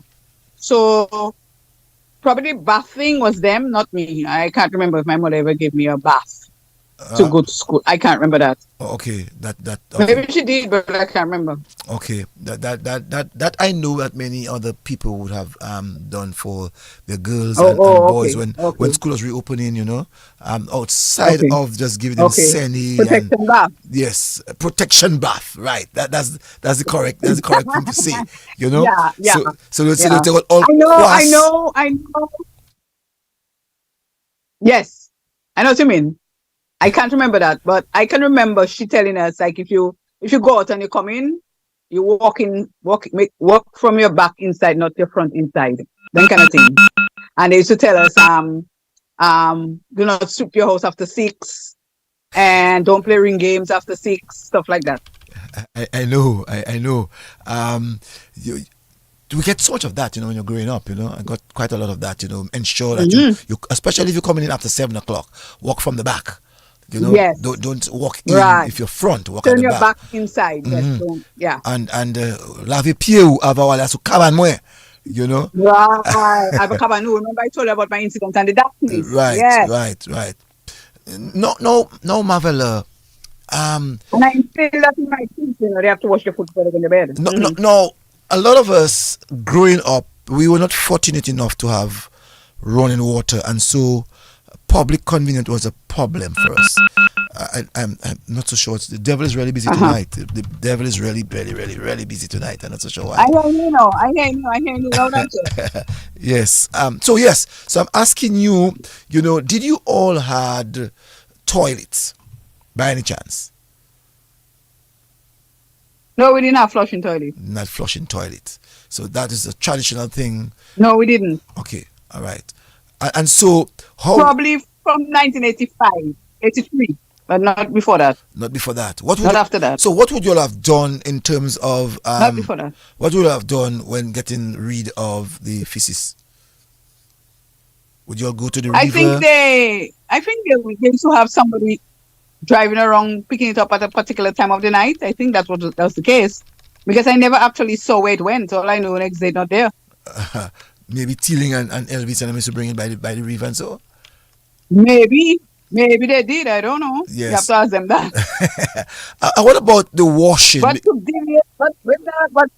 deviate a bit, up to 1989 in Antigua, when you drive through town, there was a shit cat that would pass around and pick up people's stuff at their house and carry it somewhere. Oh, okay. And if you drive in behind it, you have to take an exit road because of the scent. Oh, okay. So maybe they used to do that in Dominica, and I don't know. Well, I can't remember a cat was passing around. I know that there was King Kaka, a guy by the name of King Kaka, who would have gone to the Milatuozo. That name too. You know, that would have gotten it. But those of us who were not able to afford for that, we would have found ourselves going by the Jelbushui or by the Bayside at 4 o'clock in the morning. You know, to dispose. You know, that we would have we would have done that, and cool. That's what it was like. Yeah, but like I said, I was too young to understand that. Our bigger brothers and sisters, so probably they took care of that. All I know next day when I got up, it's not there. I can imagine. I never experienced that. Someone wants to speak to you. Good evening to you, caller. The truck in Dominica used to start in the late practice at the thin below it to stand up and shoot early morning. In the night, the person took it and run down to the back for next day in Dominica. Other than that, people had a private home now. They have to like King Kaka or and they do that for them. And Shimbos. All right, thanks, man. Thank you. Okay. Yeah. No, Marvella, you spoke about going under the power Bath Estate to wash. Give us a greater understanding of that. Okay, so like Sundays we go up there. My mom would do all her washing, and at that time bleach and so wasn't as prevalent as people use it now. And the myth that it removes stains. What we used to do, we used the sun as our bleacher, and what she would do, she would especially when it comes to the jeans, she would beat them on the stones, and open them on the stones, and at the end of the day when they dry, we would come home with it. But we stood in the water so long that by the time you come out the water, you have a socks. That part of your body is a different color to under your knee. In that kind of way? Yes. Let's take another caller quickly. Good evening. Let me give you a just question. Yes. One more early morning, a shop went up by the stadium. They were at a last window. So when I pick up the tin, so who will be the meter baby alive there, you know? Wow. Up to now, the man still alive is my good friend. You met a baby alive. Okay. Yeah. He Wow. come up with him. That's now they call him tapping shit. They call him tappy, but he's tapping shit because he managed to drive it. They call him tapping shit. That's my good friend. Okay. More about the putting there. That's interesting. Yes, I find that story is very interesting. No, Marvella.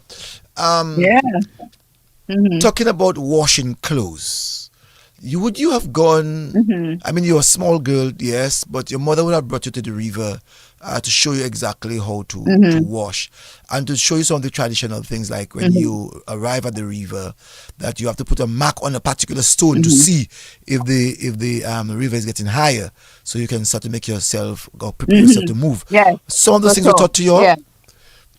Some of those things were taught to you. Yes. Yeah, because remember the river had no signal. You never know when it's coming down. So, yeah, they would do that. And she taught us growing up that we have to wash our socks and our underwears. Wow. So why is she washing everything else? We have to make sure we wash our socks and our underwears. And you know, some people would go to the shower and pile it up. No, you have to wash it now. Yeah. You have to wash it immediately. Yes, immediately when you bathe. What kind of lesson what kind of lesson that taught you in the Lakou for your present day situation? Trust me, it has molded me to be who I am today. I am not as extreme. I was never, when I had my first child and even my two others, I was never extreme in the way I raised them, because some things I totally disregarded, because I always say some things that my mom put me through, not like it was, if you really have to flip the coin, they were very abusive when we were small, but it didn't seem that way because it was actually molding us to be who we are today. So don't get me wrong. I would never say my mom was abusive. I'm just saying, if you look at the corporal punishment that we were getting then, if my mother get to back, she take a pot spoon and knock you out. She take a bucket and knock you out, stuff like that. Looking at it now, it seemed like it was corporal punishment. You understand what I'm saying? But it molded us to not only be respectful to elders, to accept people for who they are, to be clean, and to set precedents to that when we have children of our own, we can impart that knowledge. And that's what it did for me. Some things and one of the things I learned was you have to always listen to your children up to the time they don't seem to be making sense. Because as growing up, we didn't have a voice per se, because your mother beats you and you try to explain to her, shut up. She beats you and you cry and she don't want you to cry. You know that kind of way there? And it didn't make us bad children. We took the good out of it so that we could raise our children the best way we can, you know. But at the same time, it make you not softies now, but it make you not soft, but strong enough to accept things. If you're trying to follow what I'm trying to say. Yes, I'm following you. I'm following. Someone says someone says, talking about the conversation we had earlier on, that the bath was too cool. Or the bath was too cool, our skin because of the heat. It was with Gloricida. Basically, they clean us up from all the impurities we ate and ingest worms and That is rash. true. You know, and that's Yeah, I remember getting bath from Gorosida. That's true. Sitting down in a bath with Gorosida. I Right, can remember that. right. There was Thanks for the person for digging my memory. There was Morrison Seven. and King Kaka in Roseau to empty the potty, the pot cham. They were paid Cham. to do that job.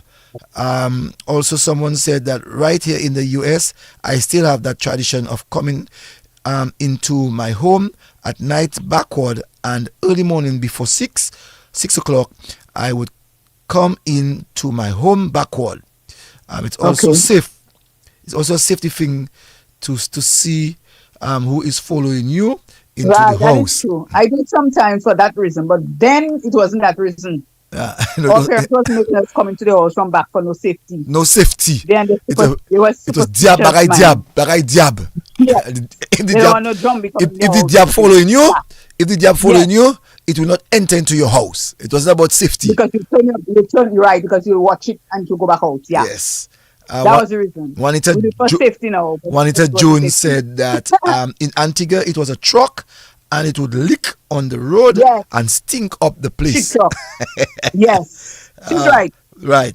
I'm telling you, up to 1993. Let me see, 1993.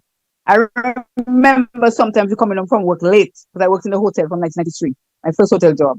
And I remember we coming down to a place called Market Street, New Street, Market Street. And when that shit truck is coming down that road, you have to divert to a next road because it stink up the whole place. So she's right. Whoever said that is right. Wow. Yeah, it was that kind of thing. Up to 1993. 1993. Yeah, Not long ago. that's a long time ago. No. Yeah. Ironing. You had to do quite a lot of ironing yourself. Oh my God! I Yeah. hope you're not That's what I saying. know. I hope you're not dreading ironing. But tell me, What? I don't iron. you don't iron. But when you're growing up as a girl, No, having to if I have to iron, as a girl growing up, and you have to If I prepare, have you have to prepare for school Go on ahead, go Monday. ahead. You have to prepare for school on Monday. On Sunday, you'll have to iron. No. My mama used to do that. Mother used to do that. My mother, let me tell you something about my mom. My mom and my brothers and sisters agree. My mom practically did everything for us. The woman did everything for us. What we had to do was make sure our underwear and our socks washed. You know what I'm telling you? Because she loved to see the pleats and everything in place. I tell you, as I grew older, she decided that she'd make us iron on a Sunday and we would iron. But to say iron all my life, no. It's just that certain things, because I iron so much on a Sunday, certain things like, and there's mostly her clothes and my stepdad's clothes, I don't like to iron. So if you look at my closet, everything I will shake and wear. My uniforms are the only thing I iron, and I only iron the shirts. And if I iron in a shirt and the bottom section going into a pants, it's not ironing. You can't see it. That's amazing. That is amazing. I'm telling you. So you only I'm iron telling where you, people and can that's see. straight up. You only iron where people can see. Yeah. hmm Wow. I hate ironing. Hate it. No. You know, as children growing up, our parents would bring us window shopping. You had that experience? Well, not so much my mom. No, we used to go on our own and stand up and watch in what is the name of the place on Cox Street there? Tell me. Bam. Valentine's. And we'd go down by Nazi. And we'd go down by Dupini. And we'd go down at all the liquor stores with the toys. And watching the window. Window shopping was a pleasure because you had that dream of getting your doll or you're getting your this or your that. Yeah. So you Not that we're envious of other people, it's just the fun of looking at it and hoping that you get it. And what about Pee-wee ice cream? I think every child. What about Pee-wee ice cream? Oh my God, that was my favorite. Every time I come to Dominica, once P was existing, I was right there, especially the milk pop and the popsicle. Yeah. What was your favorite restaurant? That's what's up. What was your favorite restaurant in Roseau? Restaurant? Yes. Oh, let's see. What is her name? Sonia's? There's a girl that used to be in Antigua called Sonia. I think she's on Hillsborough Street. I'm not sure if she's still there. When you're coming down from Simage, is it Simage? Yeah, well, it's no Simage is no longer Simage there. and Hillsborough. It was Simage before. You know, I know it's no longer there. I'm trying to remember where Surgical is at this present time. This was Simage downstairs. Yes. But I have not been to Dominica in over 5 years, so I still not sure what you're telling me. Okay. 5 years ago I went to Dominica. I can't remember how long ago. 6, 7. It's in the corner of Hillsborough Street and Independence Street. That's where you're talking about. So you're going down and there's inside a yard there. Yes. This girl named Sonia. Uh-huh. I loved We Have when it was there. It's my friend who has an idol shop there now, I think. Yes. Nigel? Yes. Right. So I used to love We Have. I used to love, what is the one when you're going up to the Domelec? As Pearl's that's Cuisine? Pearl's, but that's no longer there. That's a long time. That's no longer there. Right. I used to love there as well. Uh-huh. And where else I used to like? Are you talking about Mousehole? Yes.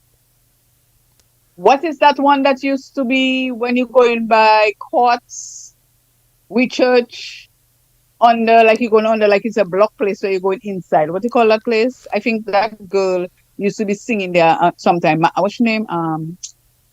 The name is on the tip of my head. I'm trying to figure out what you're talking about. You know what I'm talking about, right? No, I'm trying to figure the out. Tobacco Place. Yes. The Tobacco Place on Hillsborough Street, all the way down. When you turn and like you're going towards We Church, yes, there's a wall place that you have to go underneath inside. I can't remember. I'm not getting the picture where you're talking about, but somebody, I'm sure somebody will help me. I don't know. Somewhere around there. Somebody might call and say where I'm talking about. Yeah, somebody will help me to. This Arlene girl used to sing in there. Someone said to me the cave. Arlene. Someone told me the cave. I think that's what it is. Yeah. I think that's what it is. Uh-huh. Yeah. So these are some of your. What about as a girl growing up, Asta fans, with church, Nassif? What are the fun memories that they left with you as a girl growing up? I remember looting Nassif when Hurricane David. I remember that. You serious? Yes, I looted a tin of Clean. Clean. Yes, remember Clean? Yes. Right. I still a tin. Of Clean. So yes. And your mom never get to know that? No, because at that time we're getting Brogodo and ration. Yes. So she guys stand up in the line and get it. But that's what it was. I follow other people and go Nassif and pick up things. So what is a fun memory that you would have remembered about Nassif? We used to call Nassif Chinatown. But yes, the Toles. The Toles. I know the black Toles. Antigans call it shit mashers, but we call it Toles. Right. So what about Asta fans? What memory would Asta fans leave with you? Asta fans has changed so much, right? Mm-hmm. That I honestly can't remember the old Asta fans. I remember Asta fans. To me, Asta fans had an upstairs. It's still there, right? They still have upstairs, right? Yes. But it was a different kind of upstairs. Restaurant. To me, Asta fans is more Chinese than homegrown. If you know what I'm trying to say. Yes. Asta fans had the real deal. You go and get anything possible you want for Asta fans. Right now, when you go Asta fans, you think it's a Chinese shop. So I can't really remember much of Asta fans like that. Nassif I can remember for sure, but Asta fans no. I remember Jupini. Jupini. Yes. And what about Marvella? What about the Caribbean Arawak cinemas? Yes, I remember the Carib cinema and the Arawak cinema. The Arawak cinema I remember because my sister was always being the theatre arts. Yes. So Flora Morrow and the whole gang always had events and practices and stuff right inside that place. So I would remember Arawak. What about growing up? When you were growing up, did you go to the movies? Martini and these things? Cinema? No, I can't remember. No, I don't think so. So you were one of the children that were held behind, not going to matinees on a Sunday to see Chinese or Kung Fu. Because you go to school from Monday to Friday, all you want to do on Sunday is sleep. You have time to do nothing else but just forget school, and then you have to start preparing to go back to school again. And as much as you're looking forward to school, there's some things you just have to put in place because your mother would make sure that you get it done. So going to matinee, maybe we did, but honestly, I can't recall it like vividly to say it was that often. Maybe if it was often, I'd remember, but I don't think it really happened too often. Maybe once in a blue moon, or maybe never. I don't know. There's some things in my childhood I can't remember. Someone said, right, Marvella, that you made mention of looting by Nasif. Someone said, police, come get Marvella. and your good friend, and she's in Antigua. Your good friend who said that. Who is that? Go on Facebook and you'll know. Who is that? I will know. No, it was a comment on Facebook for me. Sandro Alexander said, I remember going to matinee. You were Bogodo. No. We went for the Bogodo. We got bedding. Oh, you went for the Bogodo, but you used it as bedding. Yeah, well, that copper way so. No. Growing up in Upper Lane, what did you see so many vehicles? Especially on a Sunday, did you see so many vehicles packed in front of people's home and so on? No, man. Remember back in the day we didn't have much cars, like now, like even up to the 80s. A lot of things that the 80s brought about, it wasn't happening in the 70s like that. Even up to 1985. I could remember sitting down on the big step on a Sunday and hardly see one car pass. Because as you say, everybody's home by their family, but they didn't have vehicles. You find people walk to their families' homes because it was a joy to do that. Vehicles weren't that prevalent in abundance. And were you one of the children that would have sat on the step and take vehicle numbers to see how many vehicles passed for the day? Yeah. Oh my God, that was my favorite pastime. Boy, every day we have our little book, and every single vehicle that passed. I don't know why we were doing it. What was the end result of it? But it was one of those things that we'd pull books and books and books, so just writing numbers of cars passing. And I said to myself, well, now I'm thinking about it. If somebody had also where we're writing a number, they probably call the police, because that's all we're doing, writing down people numbers on a book every day. All of us, it's strange, all of us did that, Marvella. Yes, and we would leave the door at a crack because we don't want them to know that we're writing their numbers. Yes. And we would literally fight to see who go in front to write numbers, because if you write a number and I write it, I have to erase mine because you write it first. First, yeah. Yes. Whoever wrote their own first, yes, it has to stay. I did that. Yeah. Oh, so you did Yeah, that. I did that. Wow. Yes. And I wonder, well, if children today understand what we did in those days, if your child would be hearing you saying that, if your child would laugh at you to say, "Mommy," of course he would. You say, "Mommy, really?" Listen, my son would be in his room right next door. I'm talking about 2 steps from my room, and he texts me, WhatsApp me. Did I just tell you? Back in the day, we would go in each other's space and sit down all night and give stories, scary ones, all kind of stories, just to be in the company of each other. Right now, some parents will see their children for weeks and they live in the same house. That's true. What about TV? I told you we had the clack. I told you that the black and white box. Yes, I know, but we need to talk a little bit about it. Always grew up with that. All my life growing up, we always have TV. Channel 13. Yes. And $6 Million Man. You know it. SWAT, $6 Million Man. Yeah. Remember that movie? And my mom, I grew up on what's his name? The one on the wheelchair. What is that? Perry Mason. I grew up on that. Murder She Wrote. Someone wants to talk to someone wants to speak to you. Let me hear the person say good evening. Okay. Hello, Cecile, is Iris. Yes, Iris. For Zabu. Yes, all right. You always talk about the Quedi, and I want Marvella to take that back, saying her mother was Kupawe, so she wasn't taking the Quedi. But remember, it's either was taking the, the book note of the Quedi, and Shorty used to come for it, the Quedi enough there. But I would not tell you something. Remember, she said she was little. She was little. I was little. I don't remember that. That's what I told her. I don't know about that. No, but just say she was Copa Wisdom because she was Copa Wisdom. Me too. All of us Copa Wisdom. No. Iris, you. I hear that again. Yes. It's the first complaint I hear about my children was spitting on people. Yes, I remember in his free of and don't take it in a bad way, Mama. You Don't know? take it in a bad way, Mama. We're all little children and we all used to cause mischief, but they were doing that a lot. Yes. But but don't say about your mother's cup. I was the one doing taking in note of it. I don't think Iris. I don't think she was saying. I don't think she was saying she was Copa Wizo in any negative. Mama, I never said that to say she never played. I said, man, I can't remember that because my mom was very Copawezo. And if I know her taking credit, she would take it from Shillingford where she worked. Right. There's a lot Well, in my childhood that I cannot remember with my older sisters and brothers to be able to shed light on. That's what I said. She said that very clearly. Yeah. And in 2024, so reliving the past in a negative way is not going to do us any good. That's correct. We just have to take it as a story that was told and we move on. And when I spoke about the kids spitting, it wasn't a malicious way I meant it because I said to him, all of us used to be mischievous and we were waiting to beat them up. So I wasn't putting us in the clear. Anyhow, So I'm saying, ma'am? Janet was my good helper for sewing. You don't know I that. wouldn't even know that. Right. I wouldn't know that. I used to sew and shoot hem for me. Wow. I wouldn't know that. I wouldn't even know that. Back, Wow. I For wouldn't know years that. I didn't see her, and when she came back, she would say that to our group. She's right here. She's in Dominica, Mama.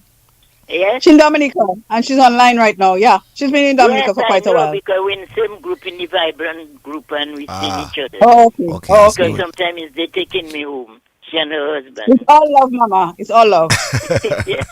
Well, it's nice Okay, to see Mama. your face. You got so Nice big. to hear your voice. Okay, then. Thank you. Okay. Yeah. All right. That is All love. Iris. We call her Mama, very popularly known.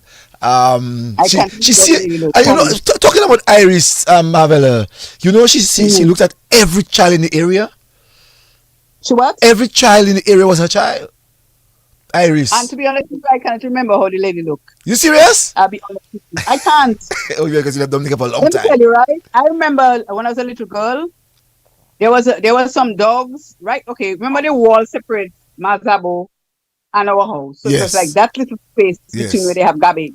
Yes. And I remember one night I was running back and forth. My mom kept telling me, stop doing it. And I remember when I ran the third time to Zabo shop, there was a dog between there. Well, I thought it was one dog. And when I say mash, the next one jumped right into my face and bite my face. Up to this day, I still have the mark on my face. And from that day, I never go back in my Zabo shop again. You understand what I'm trying to say? Yes, I understand. So we all have experiences that make us look back on things and probably regret it or be sad or mad about it. And one of the things I do not really appreciate is when some of us make mistakes or we have children who do things and we're not open enough to accept that there's a possibility they might just do that because they were children. You see what I'm saying? Yeah. So as much as I understand her coming on the line and whatever, I don't really hold it against her because she has a right to be heard. But I want her to understand that my intention is not to throw anybody under the bus or to critique them or to chastise or make them feel that they don't worth something. I'm talking about my childhood and what affected me or what all the goodness. And I'll be honest to say, my childhood wasn't a bad one. I can't ever say that I was abused or molested or anything of that sort. I had a childhood that was very protected by my single mother, because I never really felt that I had a dad, even if my mother had a husband. I'm sorry to say so, but that's what it is, and that's how I feel. But I am one of the kids that grew up in that, with not having much, but not feeling poor, that have molded myself to the person that I am today, in that kind of way. So, as I say, Mama is all love. So I have 15 more minutes if you so. Yes, I know 15. Yes, at 10 o'clock we say we have to leave. No, Marvella, I want to go back to our clack television. That's interesting. And we're talking about Perry Mason, talking about $6 Million Man, and those series, SWAT and so. Now, during that period, having your clack television, black and white, did people, black and white with a big back. With a big back. Did people in the area come in to either peep or sit in their drawing room to watch television? My mother never allowed much people in the house, like me now. But they would come through the window and watch. Fortunate for us, by Mazabo shop, the window was too high, so you couldn't see in it. Yes. You couldn't climb up and watch. Yes, I remember but that. But they would sit around and listen, or peep in a hole or something. If the door is open, they would watch. But it wasn't a situation where we had a crowd of anybody coming to our home like that. Because our family was enough to be a crowd, not just some more people there. That kind of way. Yeah. Yeah. But I remember sitting down, we always had TV. And it was channel 13, and we had to turn that antenna. Channel 13, And we had to turn that antenna every time we had rice. We call it rice. Yeah. Rice reception. Correct. You are so correct. Yeah. Up to, let me tell you, my daughter, up to 1992, yeah, I went to Dominica and we still had the clack TV. Even if we had a different type of television, it was still in my mother's bedroom as a souvenir, put it that way, and she could still put it on. Wow. In 1992. Wow. Yeah. What about telephones? Yeah, we had the one that like a little really big hand like ring ring. You have to turn the number. You have to put on the little hole and turn the number and dial. Yes. Yes. We had Is it that. dial? Because dial for me is that. Not dial. Not the one that you have to put on in the hole and you pull it in. Yes, and you turn. You have to bring it to 1 and bring it back. You have to go to 2 and bring it back. Yes. Yeah, we had that one. And I wonder if our children see what we did as children growing up, if they would laugh us again on that one. You know, they might. I said, what the hell is that? Mm-hmm. That's a phone? I know, I've tried. My children enough to say that. No. I remember. No, your mommy in that period, would your mommy lock a phone? We know those days that they used to have a way of locking. No. Wow. You're unfortunate. Yeah. But we couldn't use it though. Just that stern. Oh, she couldn't use it. We couldn't use it. She was that stern. Wow. No, we had a fear for our mom without she doing much. So trust me, we wouldn't trouble that phone. Just watching you. And that was not watching us. We just know she don't want to study for Jimmy. That's it. Wow. She's still here. That is something else, boy. I can imagine. You know? No, Marvella. Mm-hmm. You know, growing up, we would have been sometimes very carefree, Mm-hmm. we would escape on our parents to go to places that they do not want us to go. Would you have had that experience? No. What about? Maybe I can tell you my older brothers and sisters can probably tell you about the time they run away. Where they do, I don't know, but I know. And what about when your mother would send and do a message and she tell you, that is what I was going to tell you. I remember, and it's recent as I think I was just in probably third form in convent or somewhere around there. I can't remember, but I remember one time I went to the shop and she literally stood in the store to see me go to the shop and come back. What? And if I speak to a boy, I will get a whooping. Trust me, I tell you. If you speak to a boy, you will get a whooping? Yep. I remember one time I supposedly had a boyfriend, and she said to me, if he come under the step, she has some stale pea waiting for him. If she was alive today, she would call and tell you exactly what she said. Wow. Yep. Can you just bend your face a little bit? Because I want to get your face. We're not getting your face. Yes. My face? Yes, yeah, right, yeah. So you mean your mommy said she would have had some hot pea for him? Yes, stale pea. Even if it's not true, but she said she'd have it waiting for him to come by the step and she'd dash it on him. That's what's up. Yeah. Boyfriend? Ciao. Couldn't happen. That was strange, boy. Nope. Tough like this? If your boyfriend had to come home, your mom would have to get a letter from him? Which boyfriend? I had a boyfriend and he would stay all the way on his father car, like about maybe 10 to 15 to 20, about 50 yards away from my house, and he could just wave. Come close to which house? You're not serious. I'm telling you, I'm not lying. And it was just a so-called boyfriend. We're excited to see our partner. We're just excited to see our partner. We're just excited to see our partner. Yeah, that's it. That was it. Wow.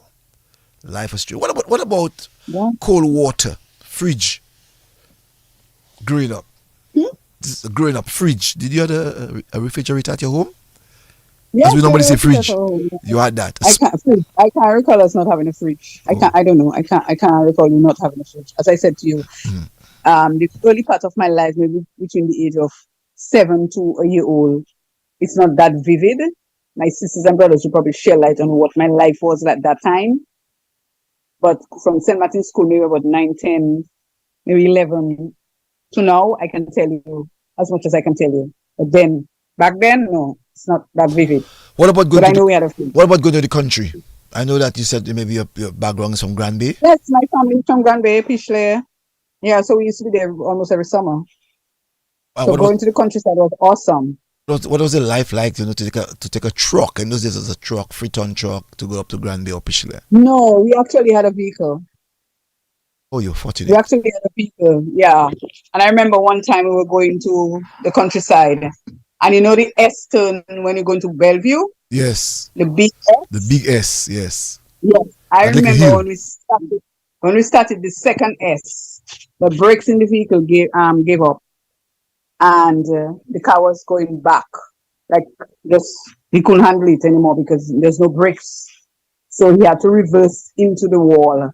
So we had to brace ourselves for that. And I thought I would never hear again because by the time the vehicle hit the back of the embankment, because we had to go straight to topple over to the bottom of the S, so we had to hit against the wall. It was really traumatic for me because we were very young at the time. Yeah. Okay. And that same car in 1979, we experienced Hurricane David in that car too. Wow. We left the same house in Oak Lane, buttoned it down, and went to our new prospective home in Pottersville. That's where we moved in 1983. And we only made it outside of Morrow, and we couldn't go across the road because the hurricane started. And I remember the roof for that building in Goodwill, somewhere up in Goodwill, came and fell onto the house. It was all the 4 tires. And we stayed there. We even rescued people inside that car. We stayed in that car for the whole duration of Hurricane David till it ended. Yeah. Wow. That one is. Yeah. That must have been fearful. Traumatic. That must have been Yes. fearful. You know. Yeah. And maybe It was. With every wind, everything that hit the car, we scream. You eat shit and pitch. Sorry. Oh my. That's fine. Sorry. I forgot that. You eat and do everything in that car. Yeah. Wow. During that period. I had some real experiences. Without question. Yeah. People like you, I know your parents were very strict, so you didn't get the opportunity to maybe go to Bath Estate and pick guavas or go to the cane fields and so on. But you would have heard friends of yours making mention of those periods you would go to Mount Daniel for mango and so. How did that make you feel as a girl, not getting that opportunity to do like your other girlfriends?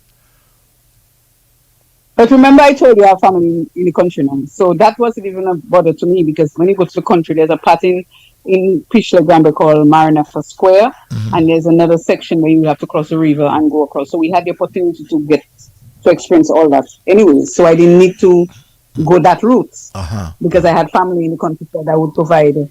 Because basically the Rosa Market, because 95% of the people who sold stuff at the market was related to me. So what my mom used to do in the morning, she would bring coffee for practically everybody, and in return we get a lot of food.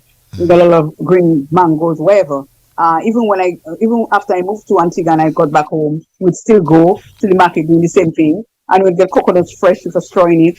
We get whatever, and when I go back, I have my whole big basket of spices and everything to come back home. So it wasn't really a thing I would be jealous of because I experienced it as well as a child. As we're coming to the end, I want us to speak a little bit of a lady who lived not very far from your home.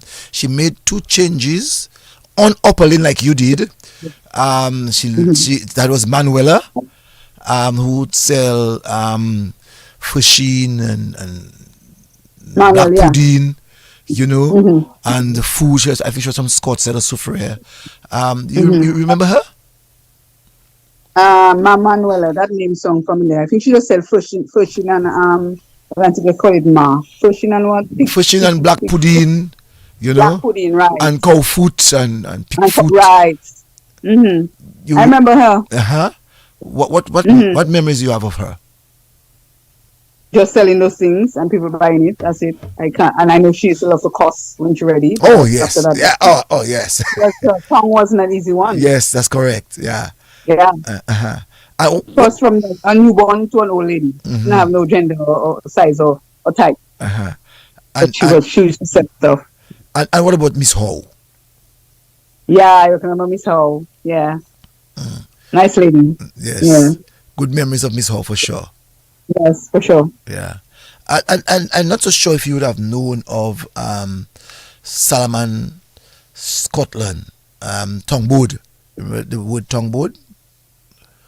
I can't remember. Well, I should realize that because he died I before. can't remember. He died before you actually was living in his area, because Okay. you were not Okay. living, you were living adjacent to his home on Upper Lane. He lived on Upper Lane, in the corner of Cock Street, that area, you know. Okay. But Marvella, I must say, well, someone just said that Miss Hall was a teacher. Thanks for that Yes. information. But I must say, Marvella, you did well first tonight. Before I go, Creole. Did you hear Creole's at the house? Was it spoken at the Yes, house? but my mom never taught us Creole because she always said it was big people. Up to now, I can't speak Patois properly. I understand it very well, so I always tell people, no matter what you tell me in Patois, I understand what you say. But to have a proper conversation, a full sentence in Patois, no, the English will cut in. But I understand what you say. That's basically it. She always affiliated Patois speaking to be grown-ups language. So it's like when they speak, we're not supposed to understand what they're saying because they're not speaking to us. It has its good and its bad, because none of my children can speak Patois, nor do they understand Patois. But maybe what I am saying, they probably pick out a word and hear it a second time and give it a meaning. And now and then my son would speak Patois to me just being funny.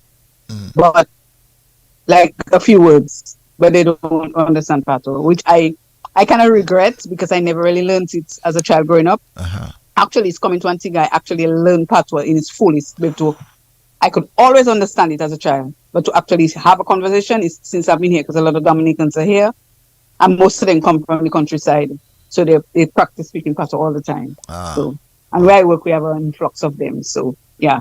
Okay, so tell me your last words. How did you enjoy yourself tonight? Apart from the breaking transmission, it was good. We had lots more to talk about, like my business I own, but Yes, that can always come next time. Yeah, because you say you have to leave at 10. Because I want to talk about your business. But you can talk about it quickly. You can talk about it quickly. Yeah. 1 minute. In 1 minute, let's see.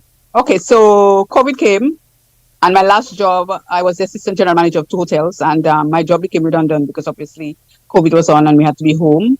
And then it has always been my dream for 20 years, because I have 20 years experience in laundry, because I'm actually a laundry consultant by profession. But with the economy here and things up and down, I decided to not go back into the hotel industry and try out my dream, which for 3 years was quite a success. Not that it isn't now, but people who live here and people that are aware, Antigua is going through a real drought in terms of water shortage ever so often. And for the past 6 months in 2023, I decided to venture back into the hotel industry. So now I'm a manager of one of the leading hotels here. But I still do my laundry on the side. The name of my laundry is Jams Laundry. It's a homegrown in-house laundry. I have over 22 customers. The number has dwindled for a bit because I've made them know that, well, they're quite aware that everybody knows that right now the water situation in Antigua is terrible. So it's not dead, it's not over, it's still there, but just on a smaller scale. But and I did have a live interview on the local radio station. I opened a GoFundMe page when I started. My sisterhood, the class of 1985, some of them have chipped in and assisted me to have a start, and for that I'll always be grateful to them. Basically, that's what it is. Yeah. So anytime you're in Antigua, you need to hook up with your clothes. I'm there. I'm still there. Yeah. I wash and dry, and I fold for free. I pick up and deliver. Yeah, that's what's up. I'm sure if anybody is in Antigua and they're listening to you, or Dominicans who are here listening to you and they want to do some business, what's the cost then? Well, I do $10 per load to wash, 10 to dry. Some people say it's cheap, but there's a if you look at it, it's not a bag, it's a load. So you might give me a bag and it has 7 loads. You see what I'm saying? Yes. Because I have to separate the clothes in type and color, and if you know what I mean. And then I have bedspreads. I do teddy bears. I do pillows. Yeah. Okay. So a load is $10. Yes. And not a bag. Yeah, not a bag. A bag is not a load. No, a bag is not a load. Right. Yeah. So, Marvella, I really would like to say thank you to you. I enjoyed the conversation with you. We could have spoken much more in reference to some of the traditional things that, as a girl growing up in Roseau, but it was really nice having conversation with you tonight. And again, your last words. I want to thank you for the opportunity, because when it was asked of me to be a part of the show, I was really honored. I felt comfortable enough to do it, and the fact that we had a conversation prior, it made it easier for me to open up. I want to thank all the listeners. I want to thank my brother for coming in and chiming in to share the sentiments that I shared. I wish many more members of my family could have done that. My sister typed and said she was listening. Love you, Janet. Yeah. Thank you so much. Thank you, Cecil. And trust me, this is not the last. In the future, if you need me again, on another subject, I'll be there. Yeah, it will not be the last. As a matter of fact, I'll speak to Ivona John Baptist Luge, who has a program that's called Connecting the Dot. And I think people like you, it's on a Saturday morning. So people like you, can really give quite a lot of experience in connecting the dot, or information in connecting the dot. So I really want to say to you, thank you. I feel elated and humbled that you were able to give me your time. I know that you're a very busy individual. Give me your time so that we could have that chit chat. I'm going to put the all-nighter tonight, so that's why. Right, okay. So I really want to say thank you so very, very, very much for taking some time off and to have a conversation with us. God bless you. Thank you too. And continue to be successful. God bless you too. All right. Thank you. Bye-bye. Okay, bye. Bye. Bye, everyone.